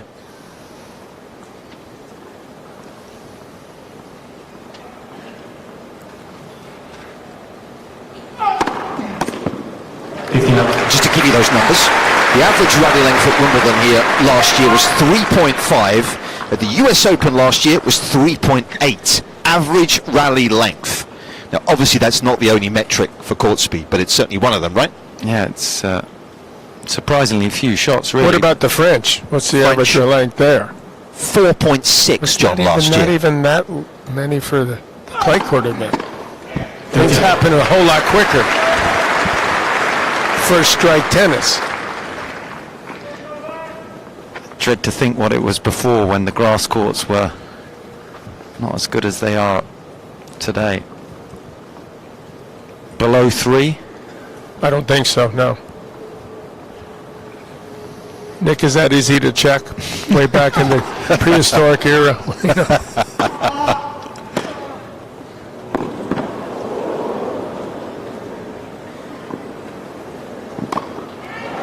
Ask me in about a fortnight, John. I'll try and get back to you then, okay?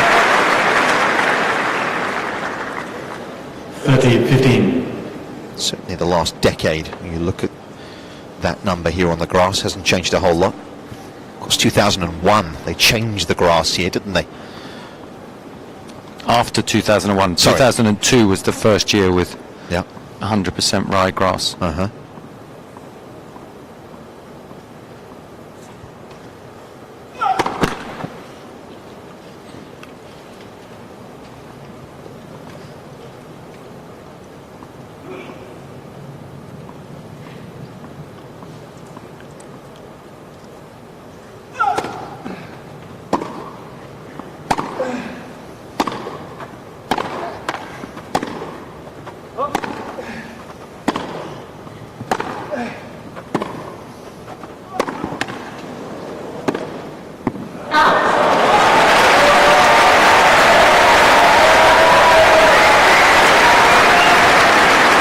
Times knocked off balance. Looks as though the coordination was off, but he stayed in the rally long enough. Victor Troitsky, who's been travelling within the last few weeks. Good player Victor was. Davis Cup captain for Serbia for a while.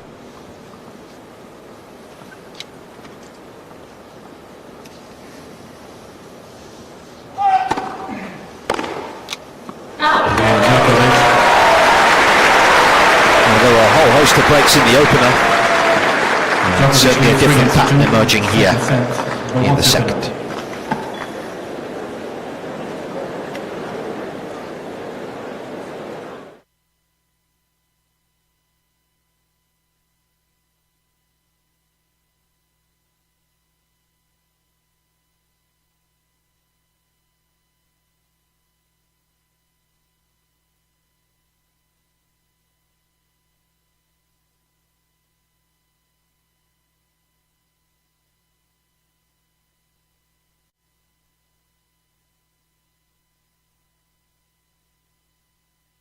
Novak found that other gear. And you're like, whoa, this guy's turning a corner. He's figuring it out now. I mean, 'cause he used to have trouble. He, a little bit like Sinner, had trouble in the heat. To the point where he had surgery, a deviated septum. He changed went gluten-free, changed his eating habits. All these things started materializing that he understood if he could get rid of these issues, he'd become an even better player. And he's just taken in that from that point forward. That was a huge moment, I thought, in his career to come out of that. I think that was first or second round. Yeah, it's been a journey, isn't it? And so much of his success, of course, has come since turning 30.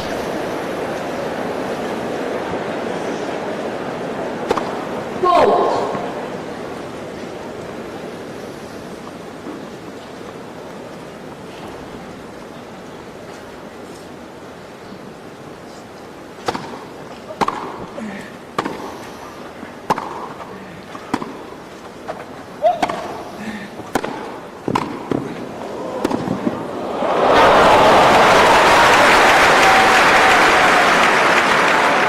.2010 that was. He ended up getting to the final and losing to Dow. Love 15. Yeah, he was asked actually recently, John, when he felt he was at the absolute peak of his powers, Djokovic, and he talked about that season in 2015, 2014, around that period. Of course, that was the time that he held all 4 majors. 2015 was the year, he said, the 18-month period. Oh boy, he didn't get up to that quickly enough. Little lucky for Djokovic. He'll take it. Love 13. Big serve. He's lucky to even get it back. You see that ball below the net. He doesn't have too many options from there. To not choose the right one.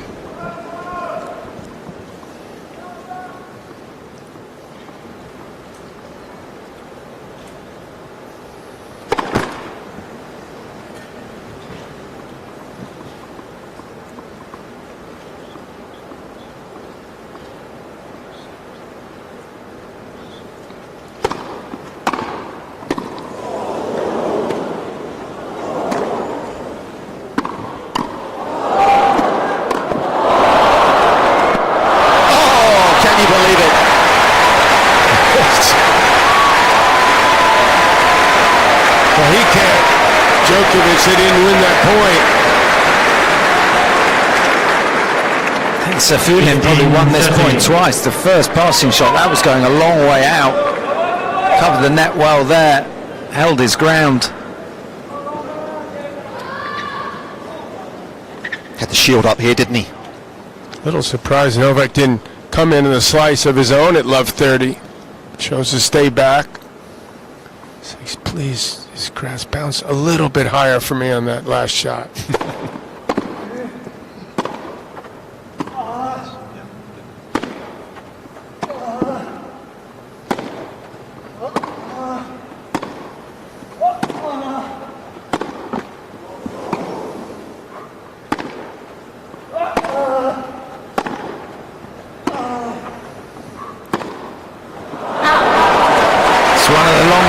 That Djokovic has won.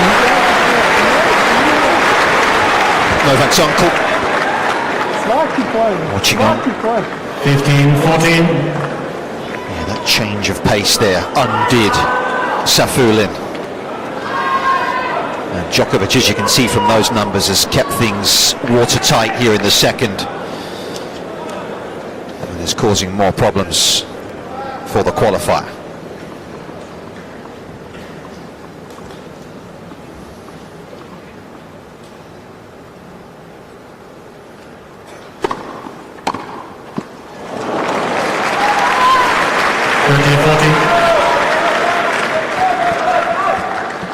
SAFIULLIN has gone to that serve often. He's got some good results.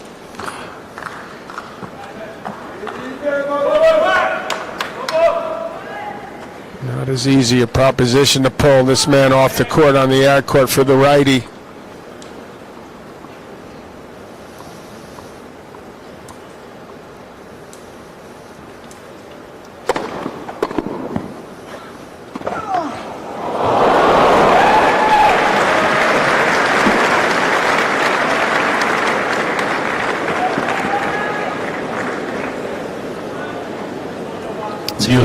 Much better timing of the drop shot here. Shadow plays a part there, doesn't it, Tim, as well? Obviously where he slipped. Well, I don't think it's going to be damp there. No? Okay, no. just... It's in the shade, but He'll be absolutely bone dry, but unfortunately for Djokovic, losing his footing.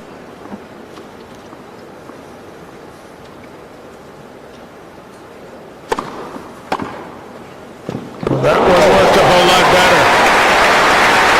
Same serve, but different result. Chipping 15-40, clipped the top of the tape, went right back to it. Advantage, Djokovic. Got fooled by where it was going, so he had actually the continental grip, his volley grip he uses on the slice there.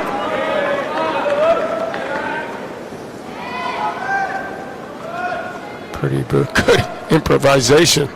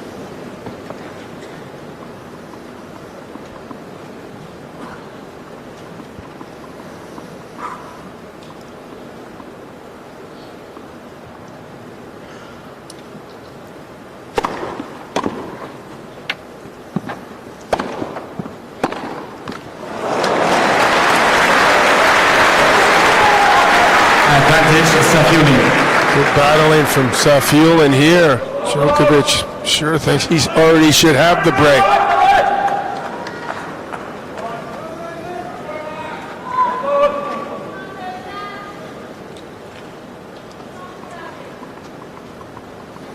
He's right about that, but he's still in this game.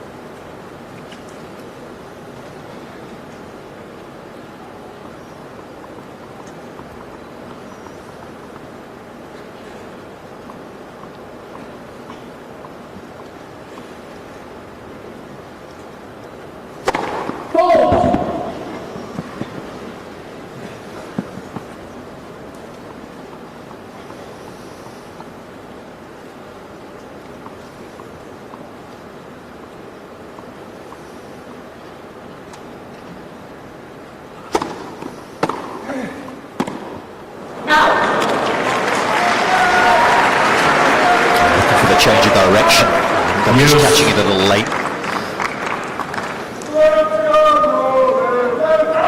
Just to go back to that point we were making about his best year.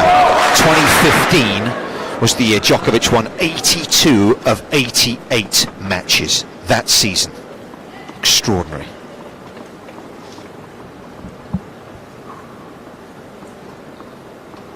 What about the year he went for the Grand Slam and he lost in the finals of the Open? What is that? I thought you were going to say, what about 84? What were you that year? Could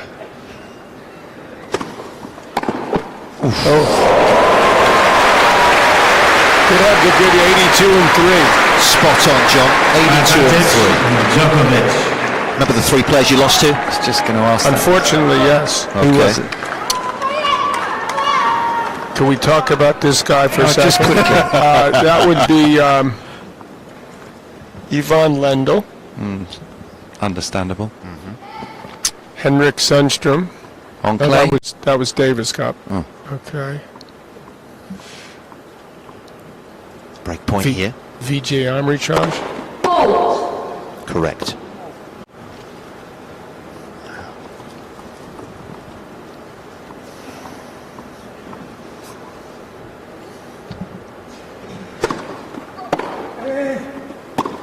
See, as we were talking about the past, this guy's still in the present. seemingly getting better at 39.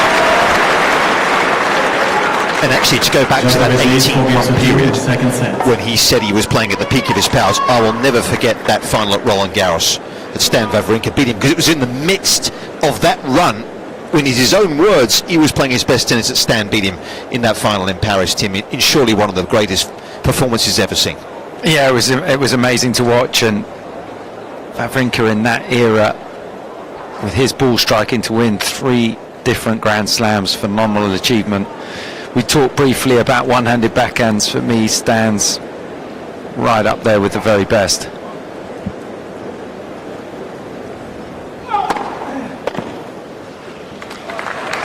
He's got to win that award, right? Best one-hander ever. Yeah. Wave goodbye. Oh, caught number 1, didn't he? Earlier in week 1, given a wild card here by the committee for his efforts over the years. What a match that was against Berrettini. 4 tie breaks.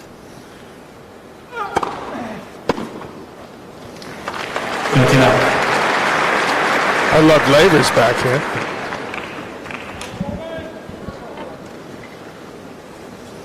I like Dedberg's growing up. This was awesome.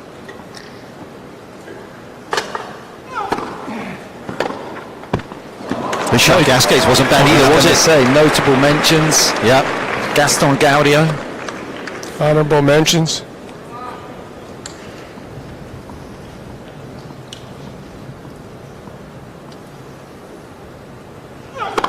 Fault.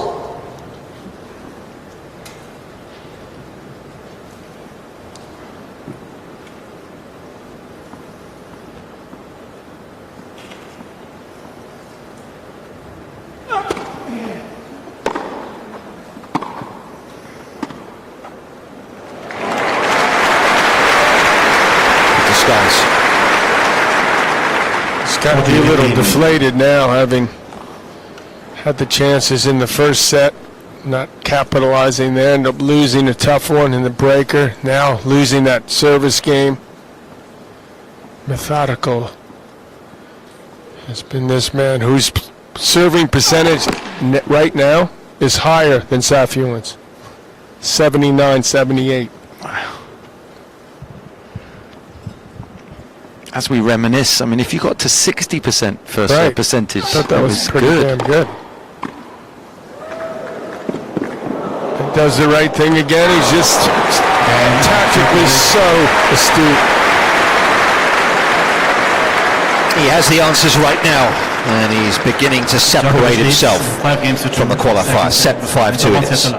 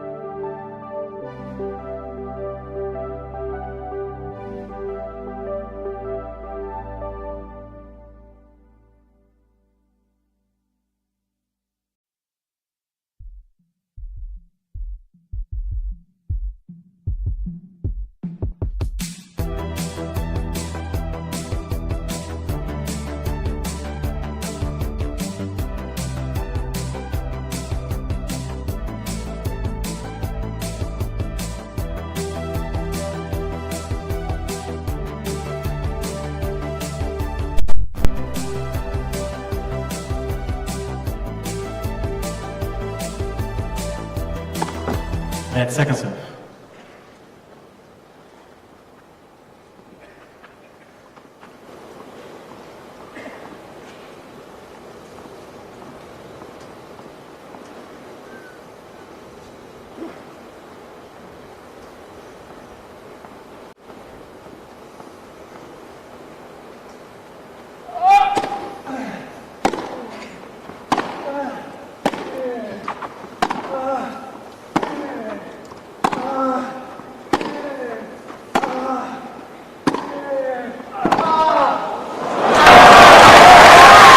Direction just caught Djokovic by surprise, and he wasn't in position of it. Advantage. Still a shot you'd expect SAFIULLIN. Djokovic to make. He was across to the forehand, but over-hitting.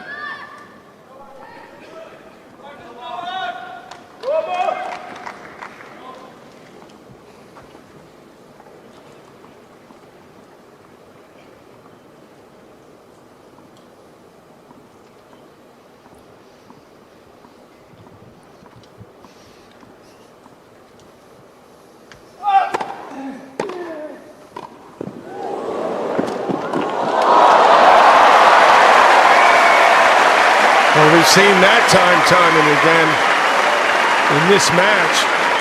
As soon as he sees SAFIULLIN standing back there, he's coming in. And because he's so far back, the drop volley has plenty of space to be hit into. He's way back again.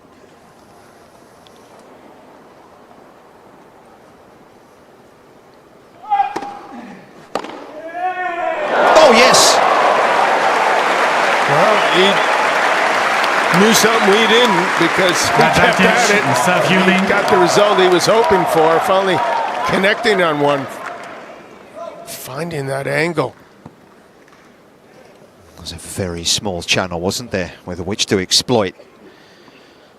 He did so nicely.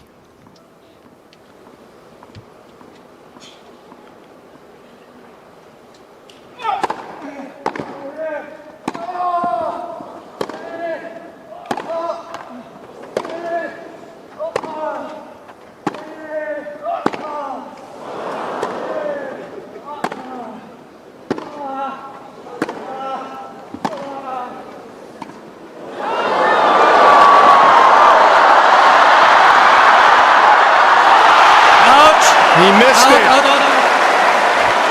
I don't even think Novak knows yet. He just found out. I'm still in this game.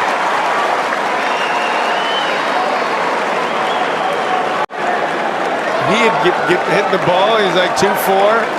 We talk about the backhand smash being a difficult shot, but anywhere in the court, SAFIULLIN breaks serve. He somehow managed to miss it wide. Just over a centimetre. That ball missed its mark by. Thank you.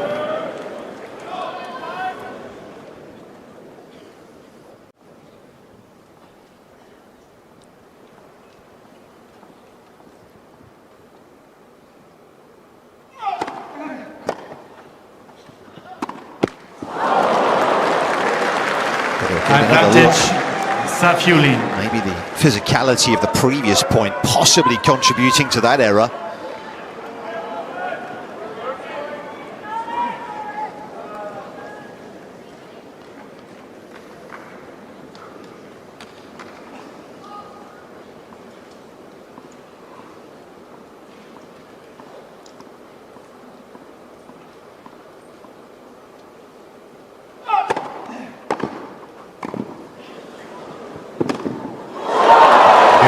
SAFIULLIN. This time he makes it, and Djokovic has let his frustrations out.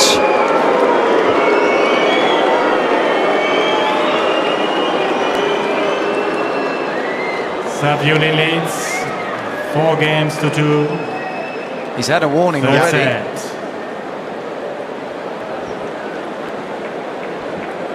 Got defaulted at the Open when he did that and hit a lineswoman.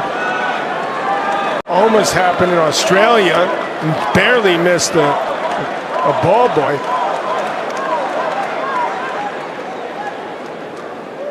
SAFIULLIN went right at him. That didn't make him too happy. Thank you. Most displeasing is he dumped serve there. 15 out.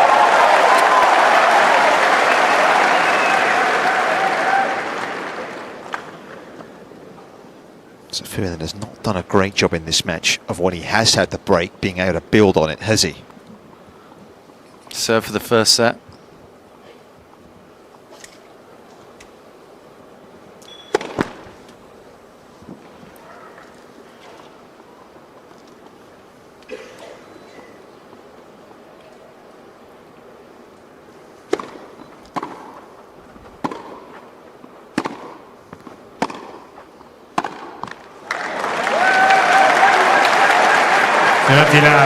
It's a little timid.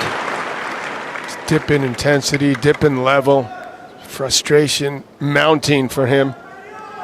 Yeah, look at the baseline points won in this set. If you can put them side by side, 15-8 in favour of SAFIULLIN from the back in this third set.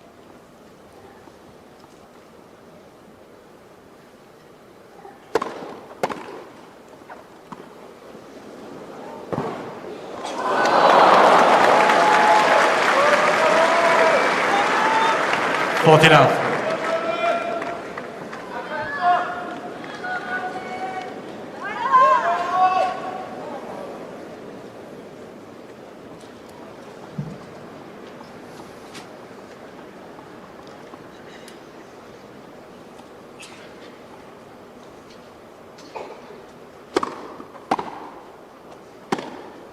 Game, SAFIULLIN.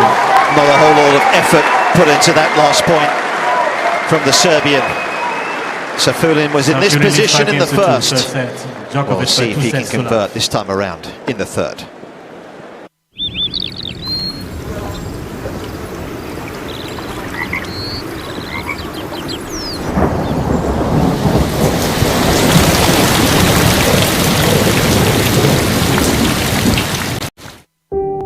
Stella Pure Gold. Todo o sabor de Stella com menos calorias. Aprecie com moderação.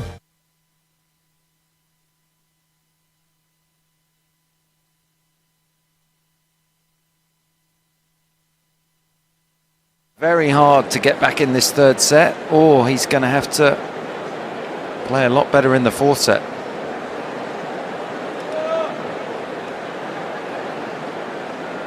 Drop sets against Wu Yibing and Arthur Rindicknesh in rounds 1 and 3. Time. So far. SAFIULLIN certainly seems to be physically a little more comfortable after the medical timeout on another beautiful day here at SW19.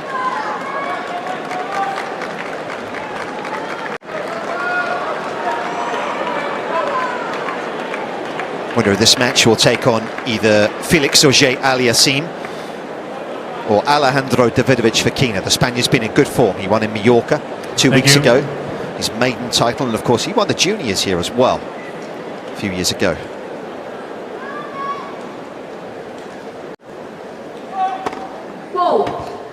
Great opportunity for both those guys. Felix, the 3 seed, highest he's ever been. See if Novak can get out of this lull.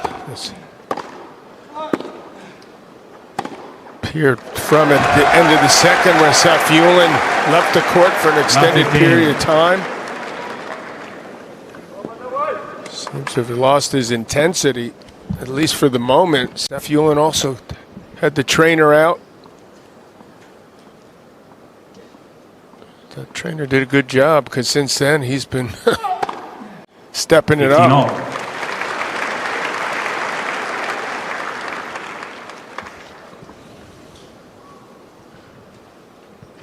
SAFIULLIN just holding him up here. Djokovic in a hurry.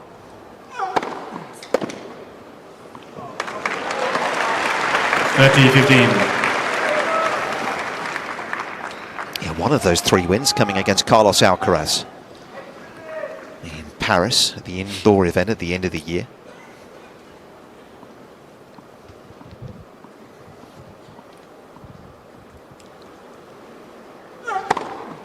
(40-15).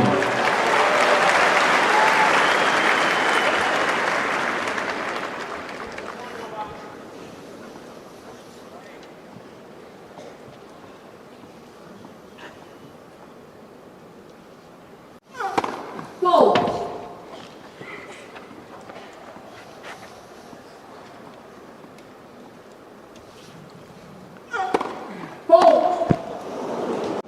40-30.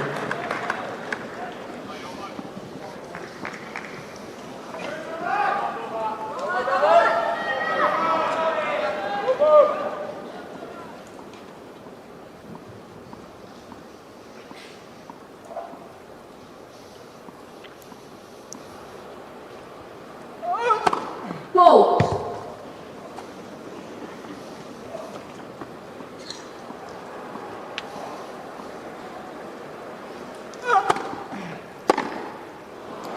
Again, Djokovic. Had this opportunity in the first set, SAFIULLIN wasn't leads able to 5 games to 3. capitalize. Let's see if he can That's it. handle this one better to hang in there. Yeah, made some unforced errors in that game. Needs to try and make a strong start. First serves dictating the rally. Try and push Djokovic back. Yeah, this is fourth meeting with the Serb. He has yet to win a set. Fault.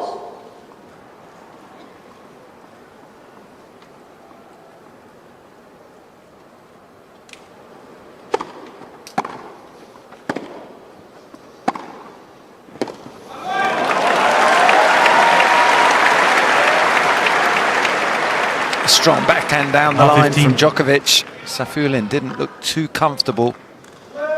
Moving and bending low to the forehand side.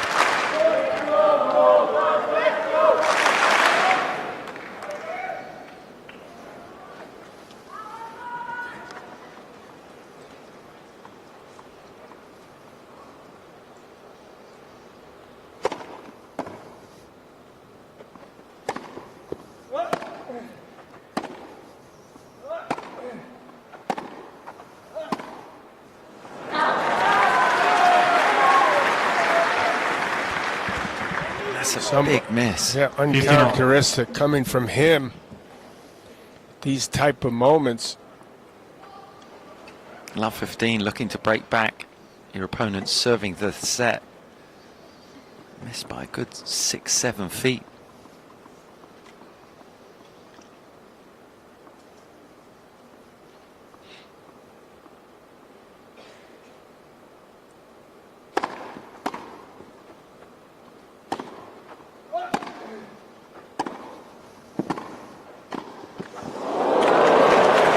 Well, he got a bit of help on the way.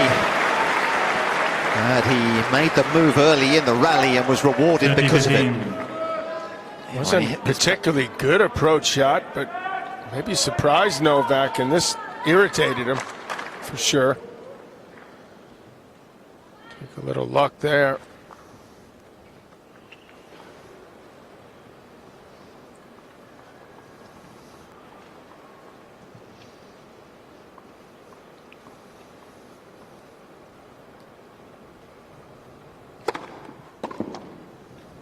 Out. 40-15.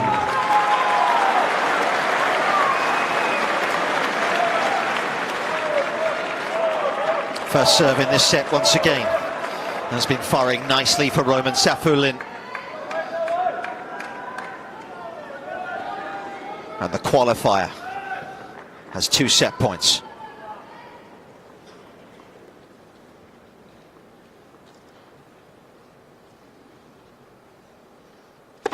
Fault.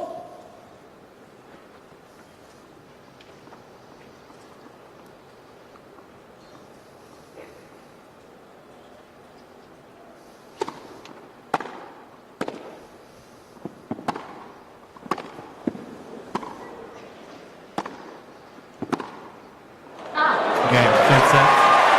been an arduous route to this stage for Roman SAFIULLIN, but he's hanging tough out here. He has just won his very first set against Novak Djokovic to keep this fourth round contest competitive. It's 2-1. A Seara Gourmet colocou o tênis e a gastronomia para jogar lado a lado em quadra. Uma linha de frios que vai conquistar a torcida.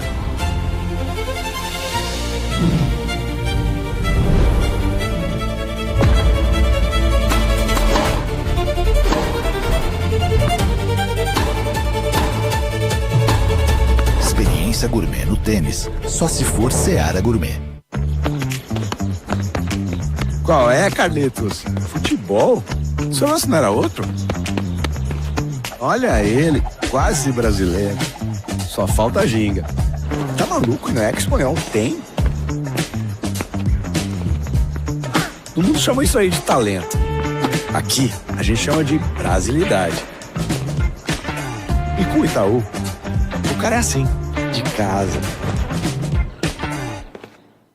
He plays Ojé Aliassime or Davidovich Fokina, which at the moment are tight on serve. He gets a couple days off before he played the semifinal match. He wouldn't Tuesday play, they wouldn't play to Friday, so it's set up for him as good as possible. Certainly would have preferred to get off in 3. That's why he sort of shown those signs of frustration and anger, and probably lucky he wasn't penalized a point.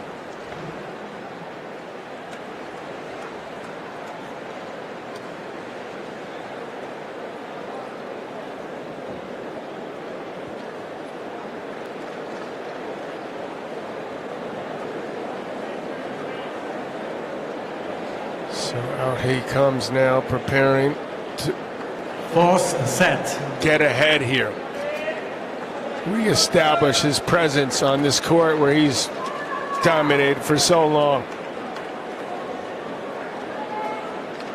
Djokovic to serve.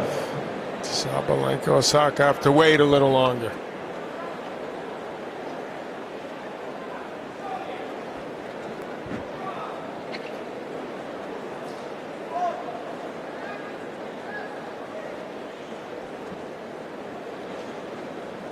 So some work still to be completed here.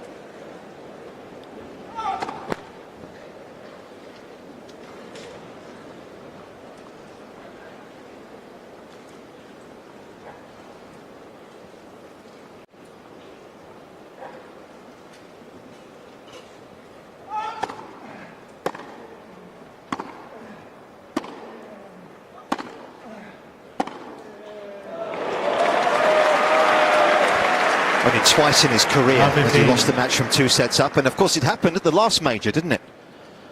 To João Fonseca in a remarkable contest. Probably the highest quality match that fortnight in Paris.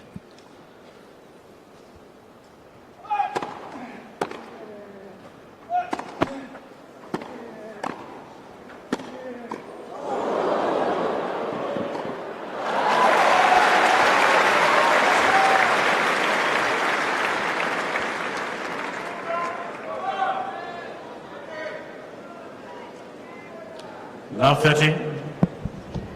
It's only happened twice, John, hasn't it? That he's lost from 2 sets up. It's extremely rare, but this is somewhat typical to see him stretching and testing his breathing, making sure it's a go at 39.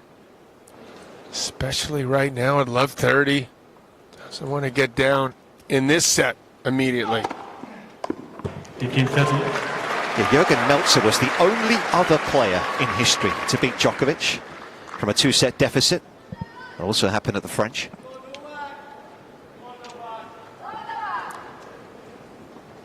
Long way to go.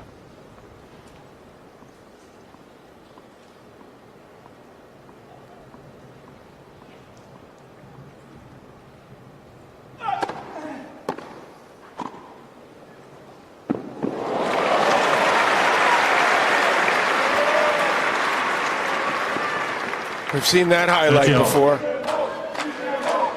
Let's see if SAFIULLIN, who started the third standing in closer and has actually backed off as the set went on, and seems to be content standing back. He did hit that one forehand winner, a deuce. Helped him get the break eventually. Seems confident this is where he should be.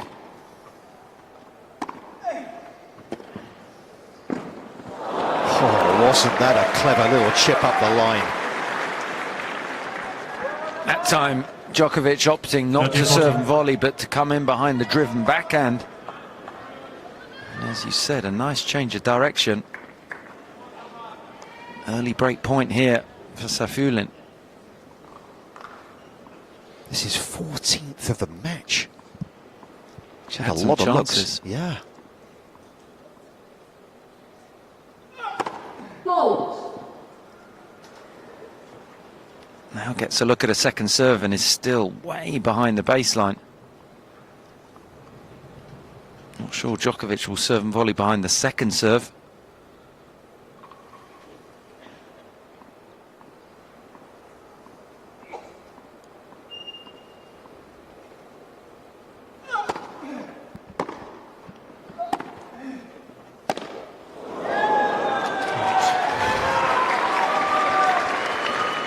Yes. Just an absolute gift on break point. How does the wind play a part on centre, guys? Is it swirl? I know it obviously depends on the day, but is there a certain pattern of the wind on centre? It's normally the breeze is down the court. Fault. Certainly can vary from which end it comes from, but doesn't normally get so swirly in here.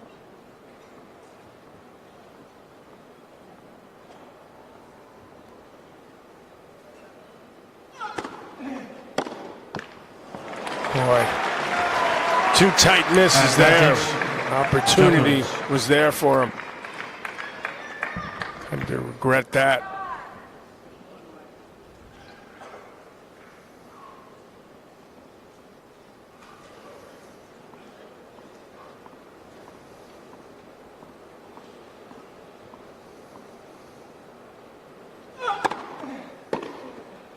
Out. And Djokovic.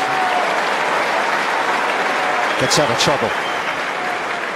SAFIULLIN with a shake of the head. That might tell you what he felt about that let-off.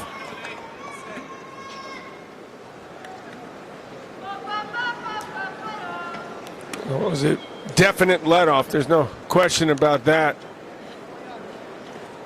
And now the answer we want to find out is how he'll react to it.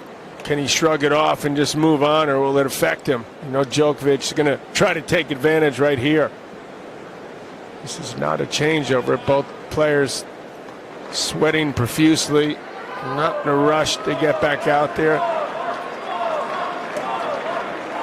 So many people obviously been part of Djokovic's journey, but one man who passed away last year was very prominent, Niki Pilic.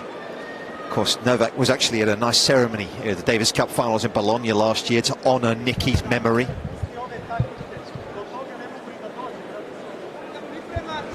He actually moved, didn't he, to Germany to train with Pilic in his early teens.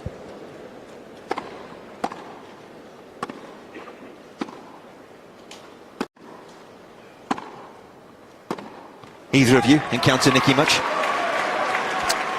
Almost played him the first year I played the French. He lost first round. I would have played him second round, but he was quite the character. He was an ornery guy on the court. That's why they started the ATP in a way, and why they boycotted here and the players.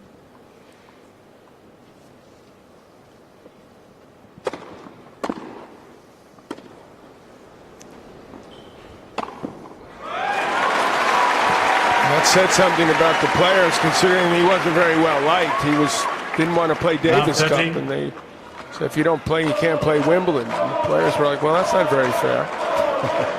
He coached some good players, and coached a lot of good players. Right in remembering, in 2001, he might have been in Mr. Ivanisevic's box. Good shout, Tim.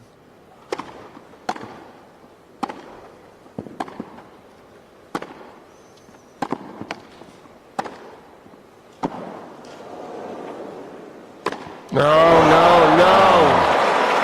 Remember, he had break point. Now look what's happened. Stop the card game.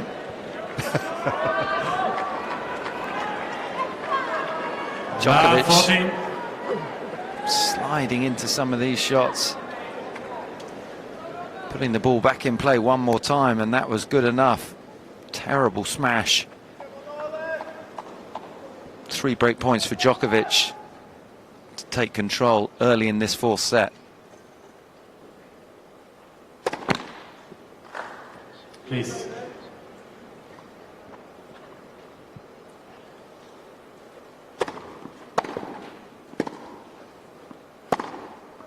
Well, that didn't take long.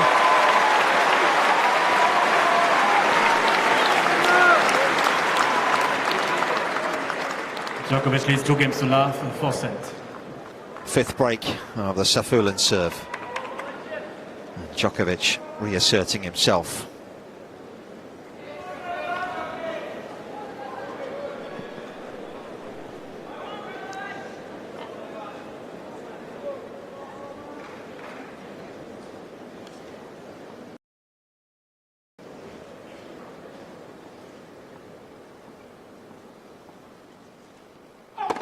Fault.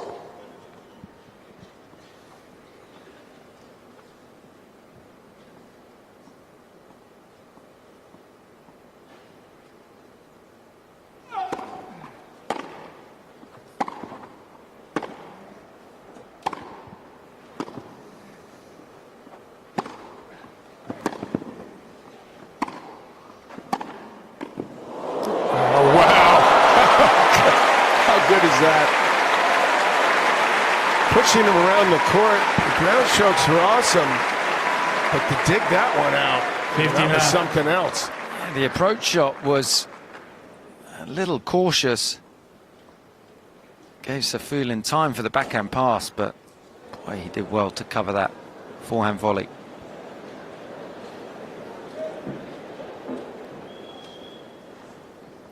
He said back as far as you can go now.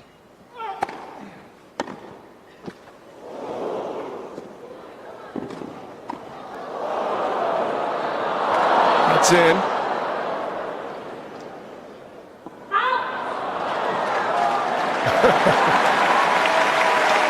Still having a little bit of fun out there. Not far out. Thank you.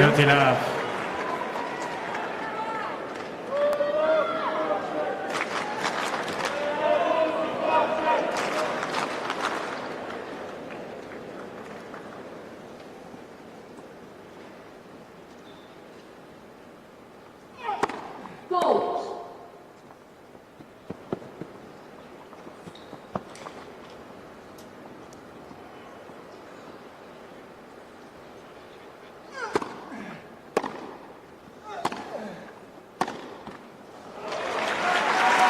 Does he run his race here? That's quite a few points in a row, isn't it? Broke to love. Yeah. SAFIULLIN's won just 3 points so far in this 4th set.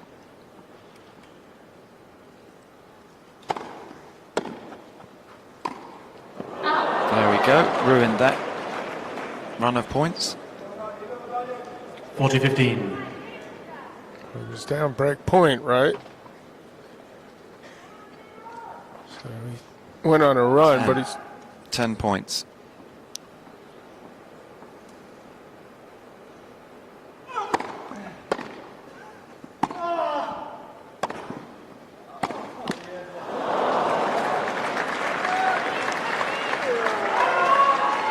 $40-30.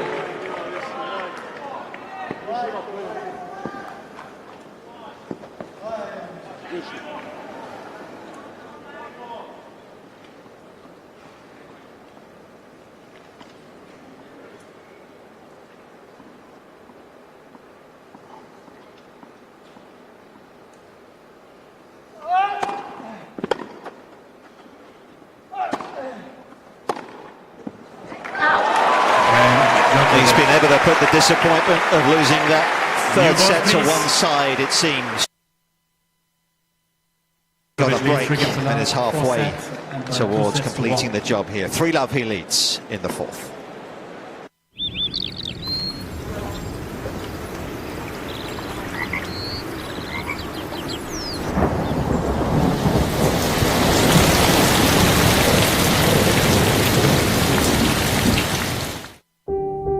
Stella Pure Gold. Todo o sabor de Stella com menos calorias. Aprecie com moderação.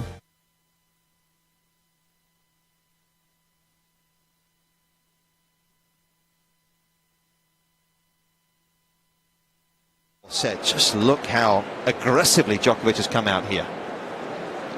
Well, considering what had happened in the third and how miffed he was and upset he was, you sort of anticipated that he would go back to trying to get on the front foot, take it to SAFIULLIN. Try to keep making him come up with something special, keep making him hit balls that are lower percentage, and just break him mentally. And there was an opportunity early. Oh, like that shot.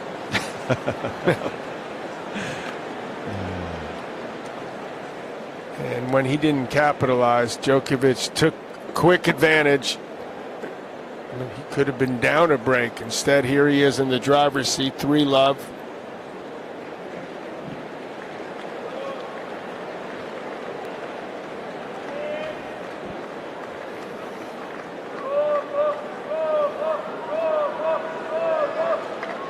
Up in the low 80s, so it's pretty toasty out there.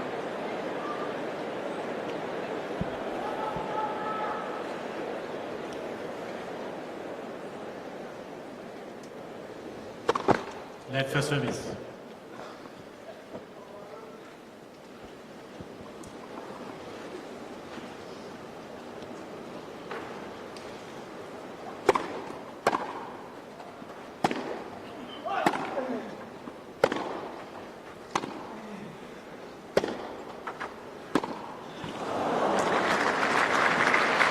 Enough.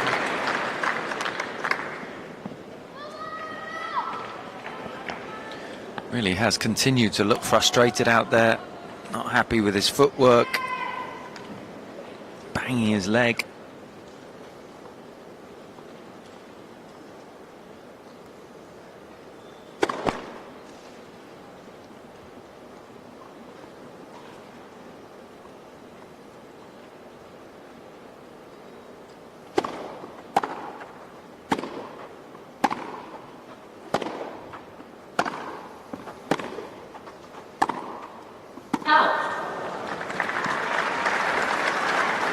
He's been good enough when he needs to be. He hasn't been consistently good for his standards.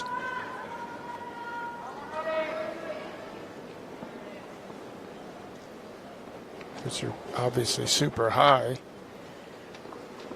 He's talked about understanding that this event's his best shot at winning another major.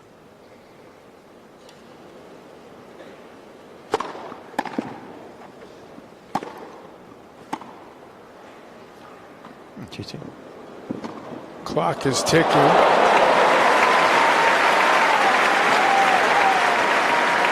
Still moves better than most on the tour, you'd think. 15. Unbelievable for his age. Anticipates the way most players would dream about doing so. Manages the clock, he manages his body.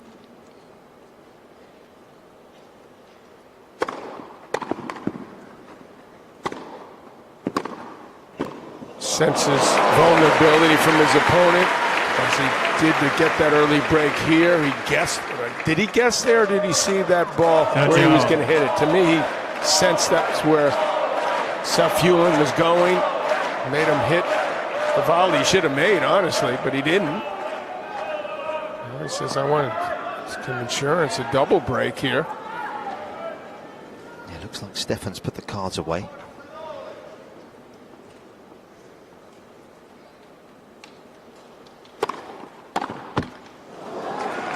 40-30. He's annoyed because he was on that as well.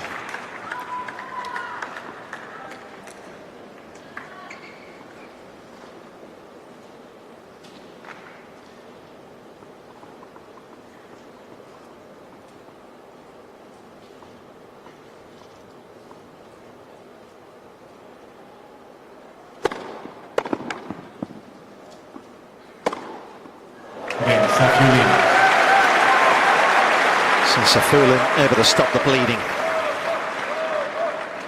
Djokovic leads 3-1, 4 sets. Of course, we might get to know a little bit more about Djokovic in the autumn. The documentary that has been a long time coming on him is going to be released at the end of the year. The Wolf in Winter. Going to be chronicling his life and his journey.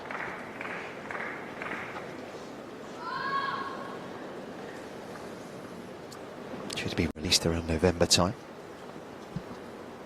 Rafa's out. His is very cool. Seen Chrissy Everett and Martinez, Doc? No, awesome. I haven't yet. Unfortunately, we wish the best to Chrissy, obviously. Absolutely. Oh, man. Cancer's reoccurred, so pulling for her.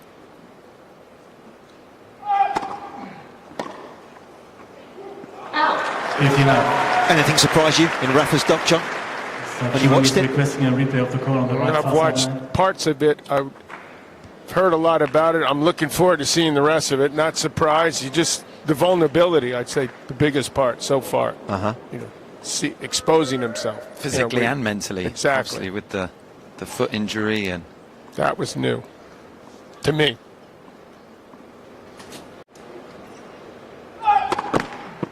That first serve. but to understand the sort of comfort he took from having all the little superstitions on the court. Routines, wasn't he? Talked about. Lent so heavily on that side of things. Something we probably don't talk about enough. Get these players into the right headspace.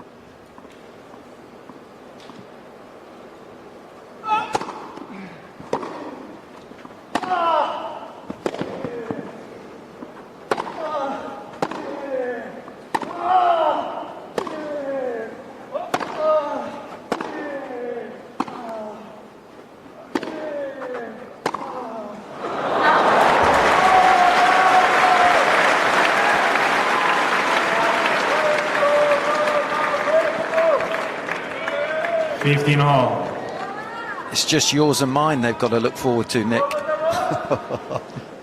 Well, they might have to search for a while, Tim. Yeah.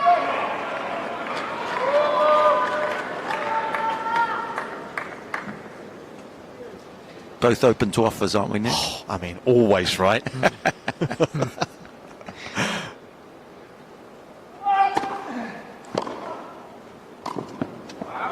He's offered that play up a lot, hasn't he? It's worked nicely for the most part. 30-15.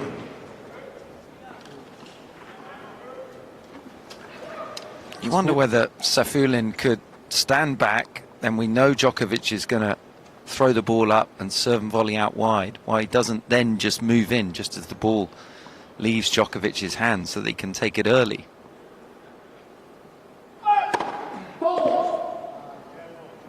It all seems very predictable. Yeah, not often you see players that far back on a grass court to return a first serve. Other surfaces, yes, and not on this surface.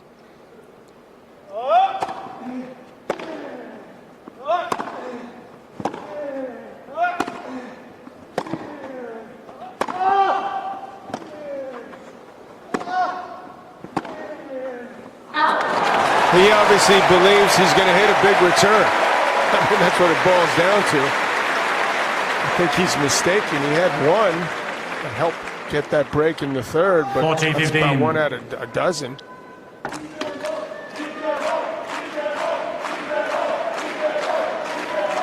It's been that sort of afternoon for him.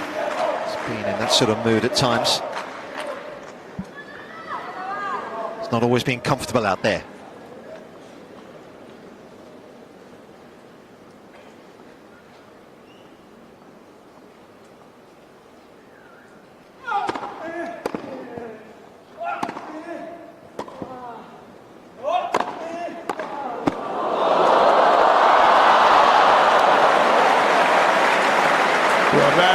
with someone inexplicable that he hit the overhead right back to him. I tell you. 40-30. Alexander Bublik be proud. He probably would have made this behind the back effort. But he tried this at this point. Get some tips from the big man from Kazakhstan.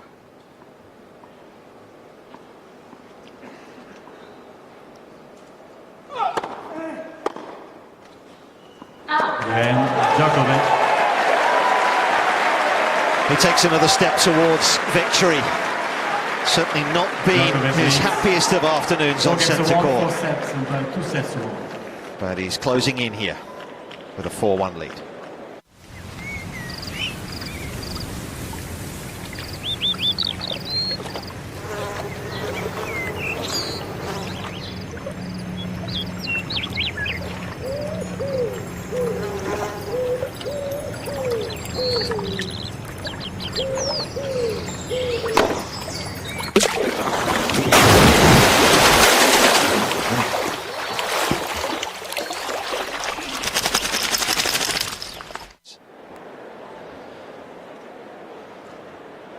Probably Davidovich-Fokina.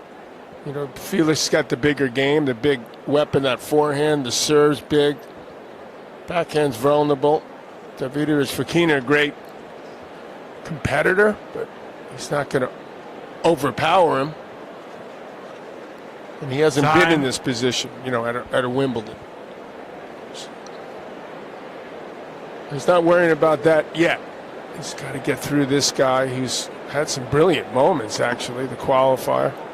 A lot to be proud of. The last couple of years with Sinner and Alcaraz, they have really given the draw that structure at the top and the bottom, and with Alcaraz out of the equation, it just feels so open in the bottom half. Huge opportunity. Well, that is for sure. But this is the top half. Only one of all the people we just mentioned are going to get to the final. Yeah, Alcaraz hoping, we understand, to be back for the US Open. We sure hope so.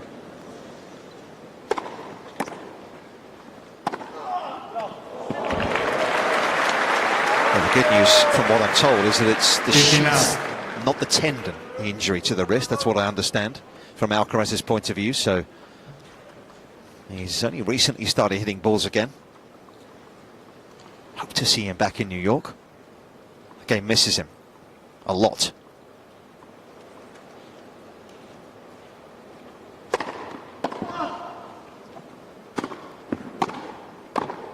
And that was crisp. Again, Djokovic guessing correctly where the approach shot was going to go. 30 love. Moving early here. Making SAFIULLIN play, but dealing with the forehand volley nicely.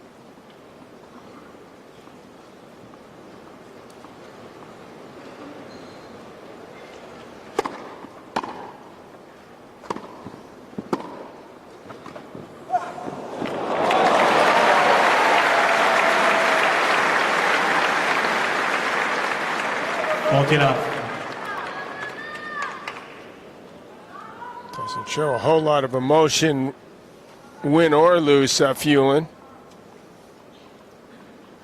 Maybe he's trying to conserve what energy's left after all the marathon matches he's had to play just to get here. Wow, that's all or nothing, but gosh, it feels good when you connect like that. Yeah, this was a stand and deliver return. Carefree.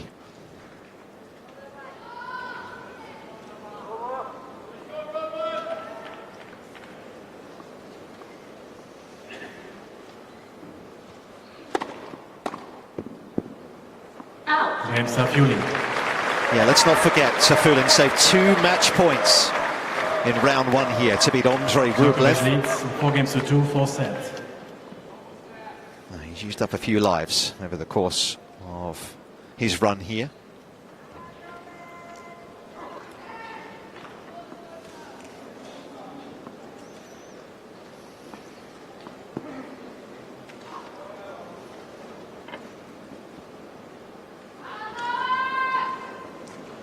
Seems simple for him just to hold twice, but he's been broken 4 times. SAFIULLIN's had a lot of chances. 14. 59.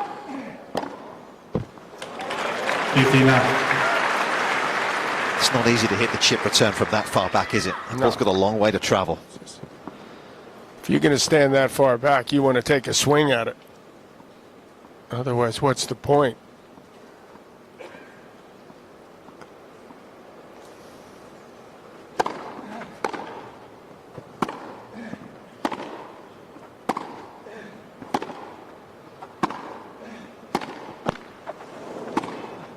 Out.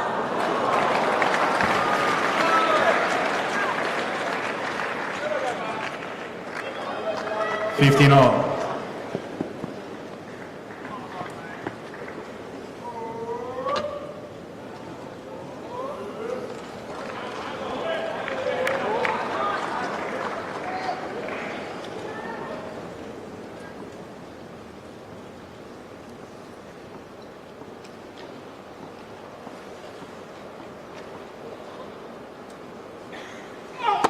Fault.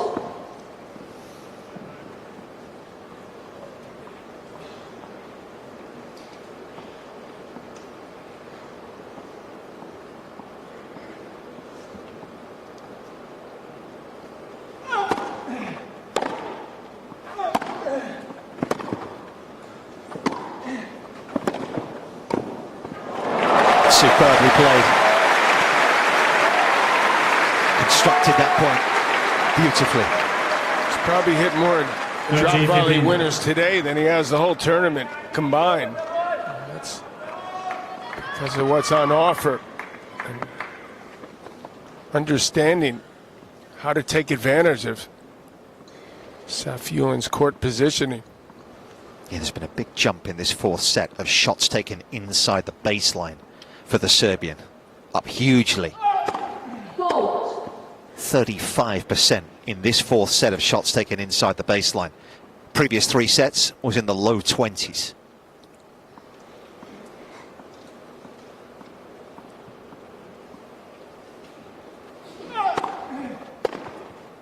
Out. 40-15.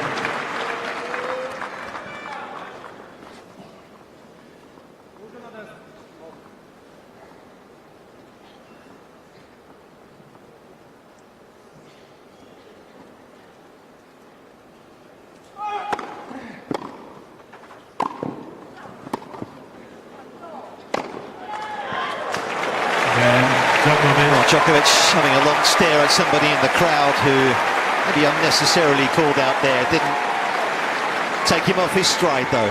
He is now within a game Djokovic leads 5 of another quarter-final here at Wimbledon. 2 sets to 1.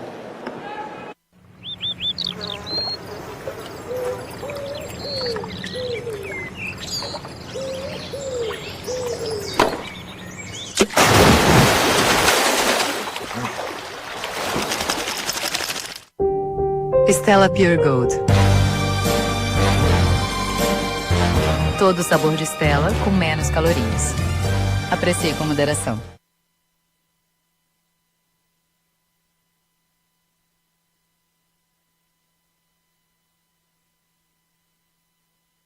These long extended rallies is a different time for him. He wants to play a lot of more shorter, quicker points. And that's why this court is so appealing in his belief that he can win it and get that 25th major. Time.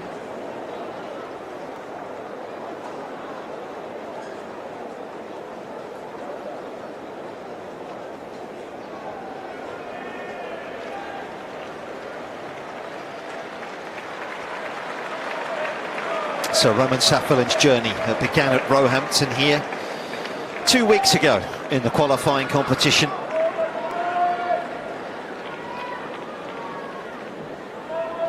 It's been one that surely he will see as a successful one. Serving here though to stay in it. 15 up.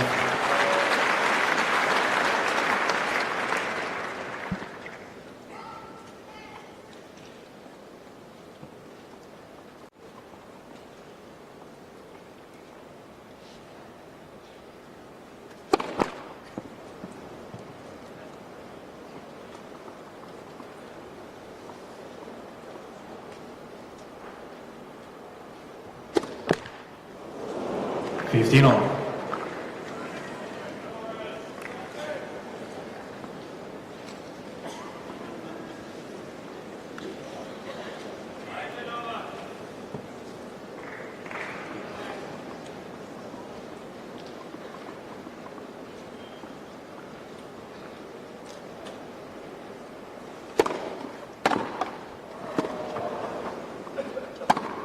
Fantastic return, even better backhand there. And he's going to dig in and try to get this done without having to serve. 30. On the stretch to get this cross court. Great return.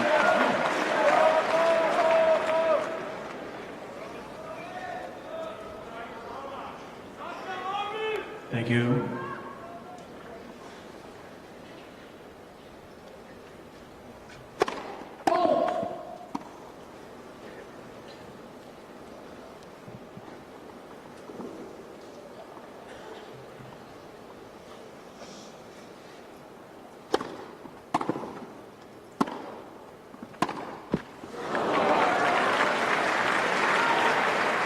Good job. Great depth control from SAFIULLIN. Can't believe he just missed that. Ever the perfectionist.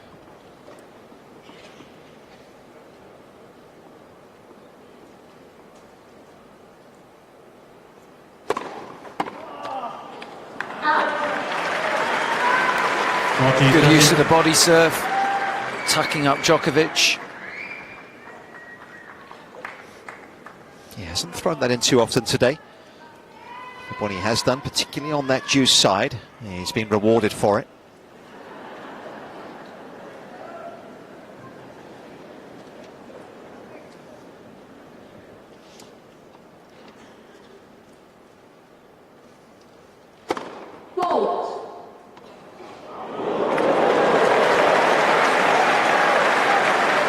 Thank you.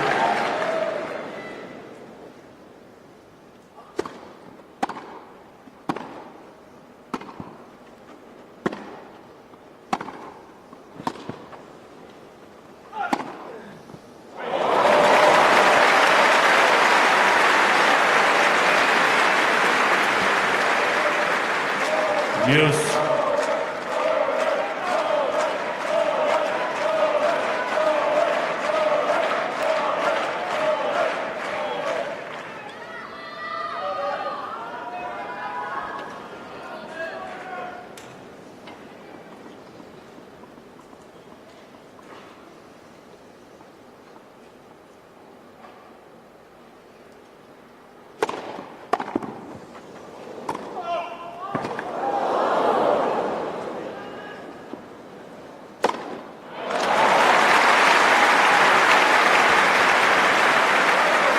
SAFIULLIN trying to do his part to at least make him serve this out. SAFIULLIN.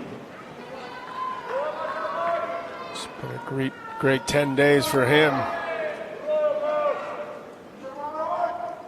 Yeah, it's been a fortnight that'll see him once again close to returning to the top 100 of the world rankings.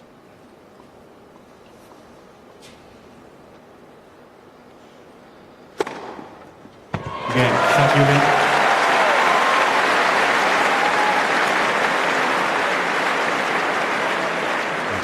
Force, seven-time champion, sets.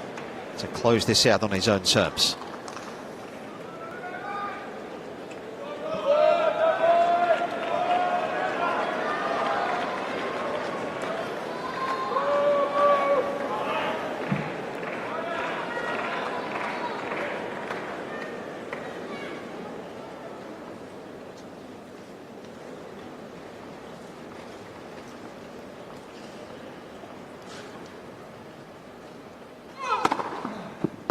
Up.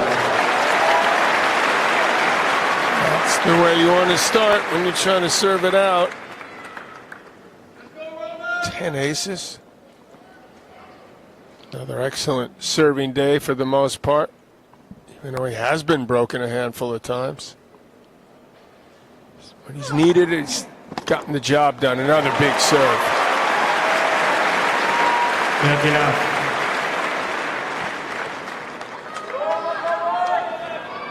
Unerring accuracy. Wasn't about the pace, it was all about the placement.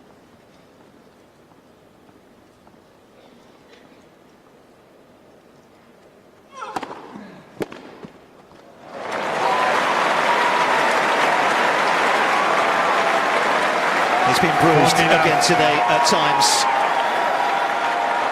but it looks as though he's going to fight his way through. 3 match points.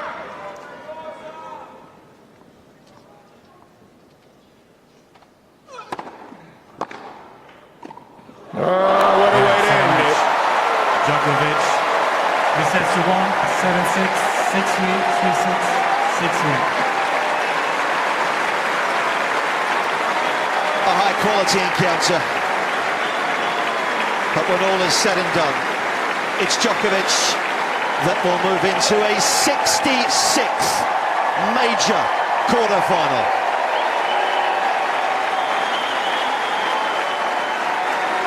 He overcomes the challenge of the qualifier here. It was a tough one today, 3.5 hours needed, but he's through in 4. Yeah, certainly not Djokovic's best performance, but there's no remarks column, as you say. He came out here to win 3 sets. He did exactly that. Moves into the quarterfinals. 3 hours and 25 minutes, but I don't think it was too physically demanding. I don't think that jeopardized him going forward. And spare a thought for his opponent. He has had a fantastic run, and I'm sure he'll get a great ovation as he leaves the court.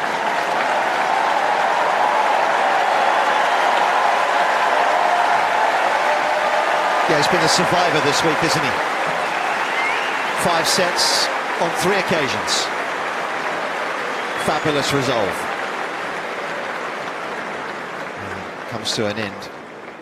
A fabulous week.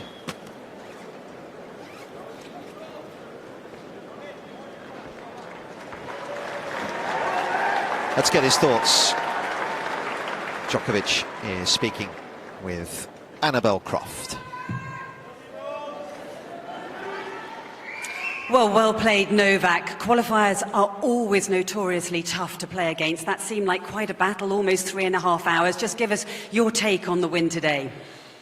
Yeah, another hard-fought win. Roman started very well. I mean, very aggressive. You know, I didn't feel maybe so comfortable from back of the court. I knew it's going to be a challenge staying in the rally with him, particularly from that end. You know, where you played against the wind pretty much the whole match. So. Just very solid player, you know, I respect him a lot. You know, I played him in different surfaces, never on grass though, and he has had some great wins this week. I wish him good luck for the rest of the season. He should be proud of the performance he had today.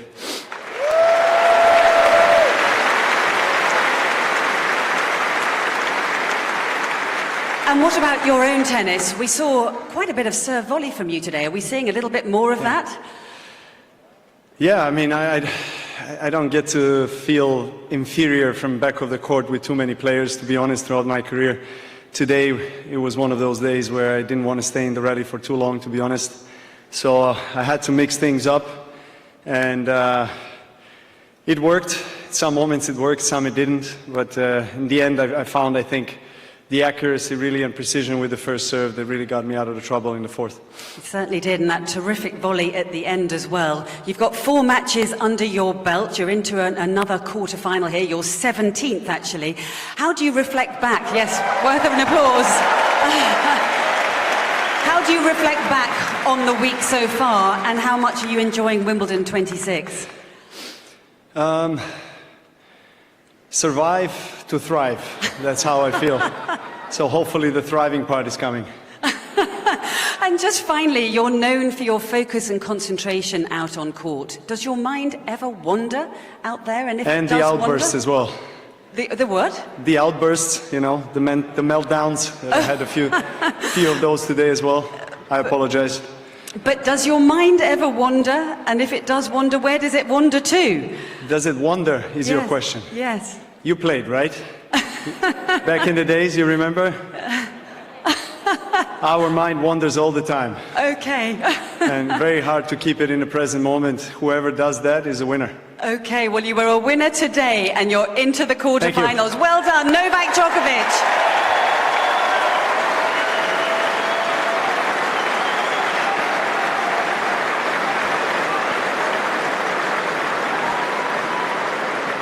Keen to get off court and get some recovery, because I think we got the sense from that interview that that was not his most enjoyable day at the office. I think it's fair to say. He has an opponent who gave him a lot to consider on a hot day. And above all else, he found a way through. So dropping a set for the third round and 4 here. Next up, either Davidovich Fokina or Felix Auger-Aliassime. Numbers-wise, decent level from both, I think. And certainly when you look at the overall figures, those first serves in from SAFIULLIN started at such a good rate. Couldn't quite keep that going. Couldn't defend his second serve quite well enough. He had a lot of chances. Look at that. 14 break points, unable to take 10 of those.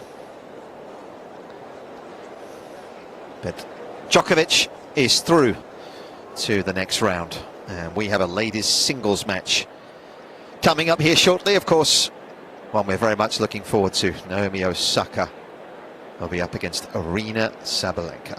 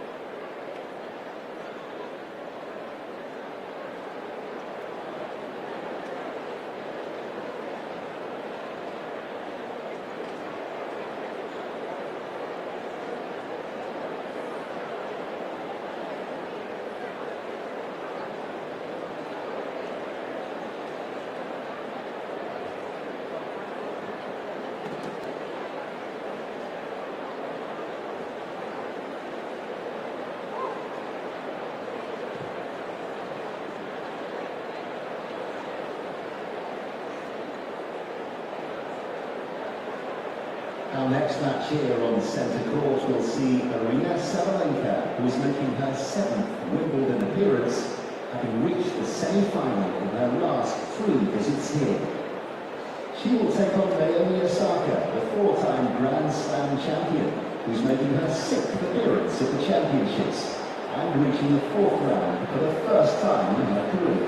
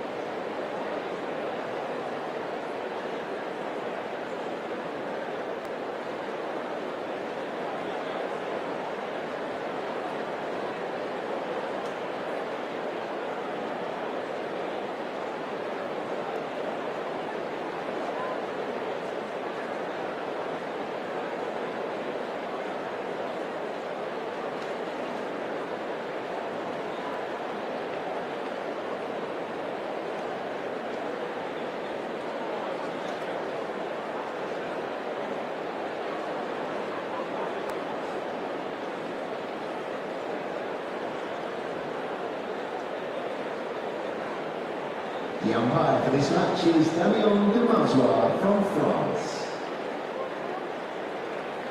Ladies and gentlemen, please take your seats as we prepare for today's second match.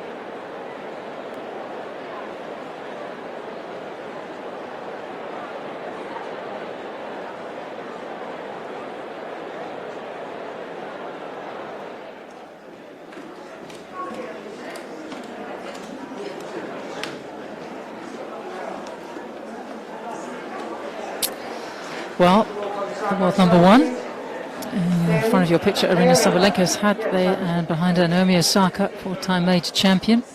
They've had quite a long wait for this women's fourth round encounter as we look to complete the last 8 lineup in the top half of the draw.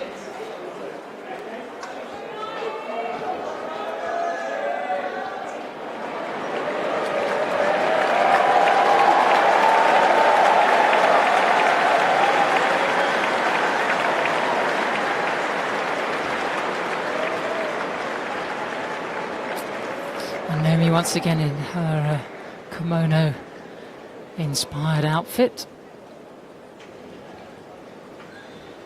and all players always get a warm welcome. They're not announced onto court. Wimbledon like to do things in a far more low-key way. There's always a wonderful ripple when the players first emerge, and many of the centre court ticket holders would have popped out to have some light refreshments on what is a particularly warm day here at the All England Club in southwest London.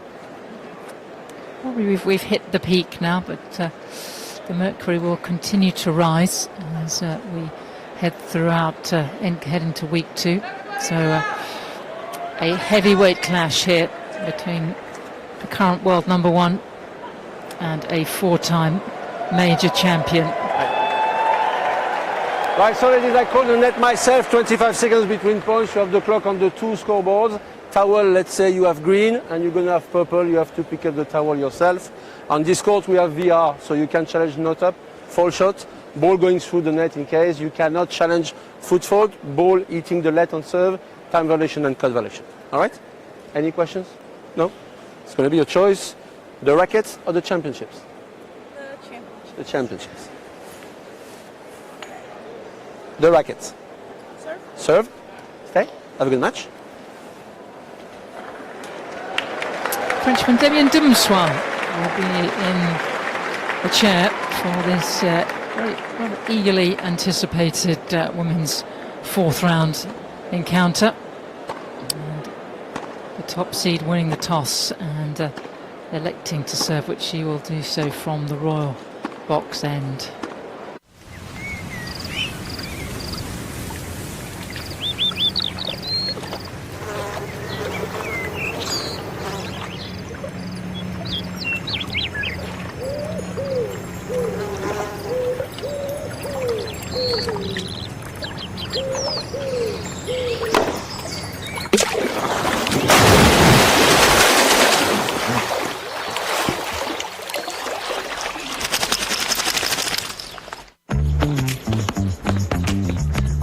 Carlitos, futebol? Seu lance não era outro? Olha ele, quase brasileiro. Só falta ginga. Tá maluco, não é que espanhol tem? O mundo chama isso aí de talento. Aqui, a gente chama de brasilidade. E com o Itaú, o cara é assim, de casa.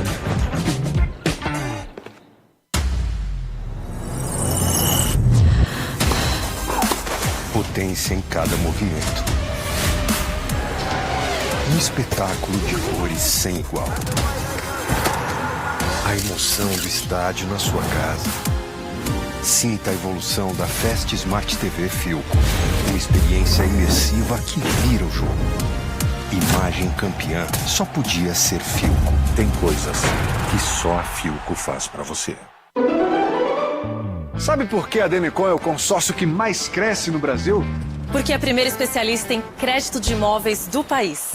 Porque tem produtos pensados exclusivamente para o agro. Porque no campo, fora dele, a conquista dá para ser sua. Porque há 35 anos é especialista em consórcio. Porque atualiza meu crédito até a contemplação. Para você e para cada vez mais brasileiros. Consórcio Ademicon, lógico que dá. Faces serious opposition in the form of another major winner and world number one, Naomi Osaka, working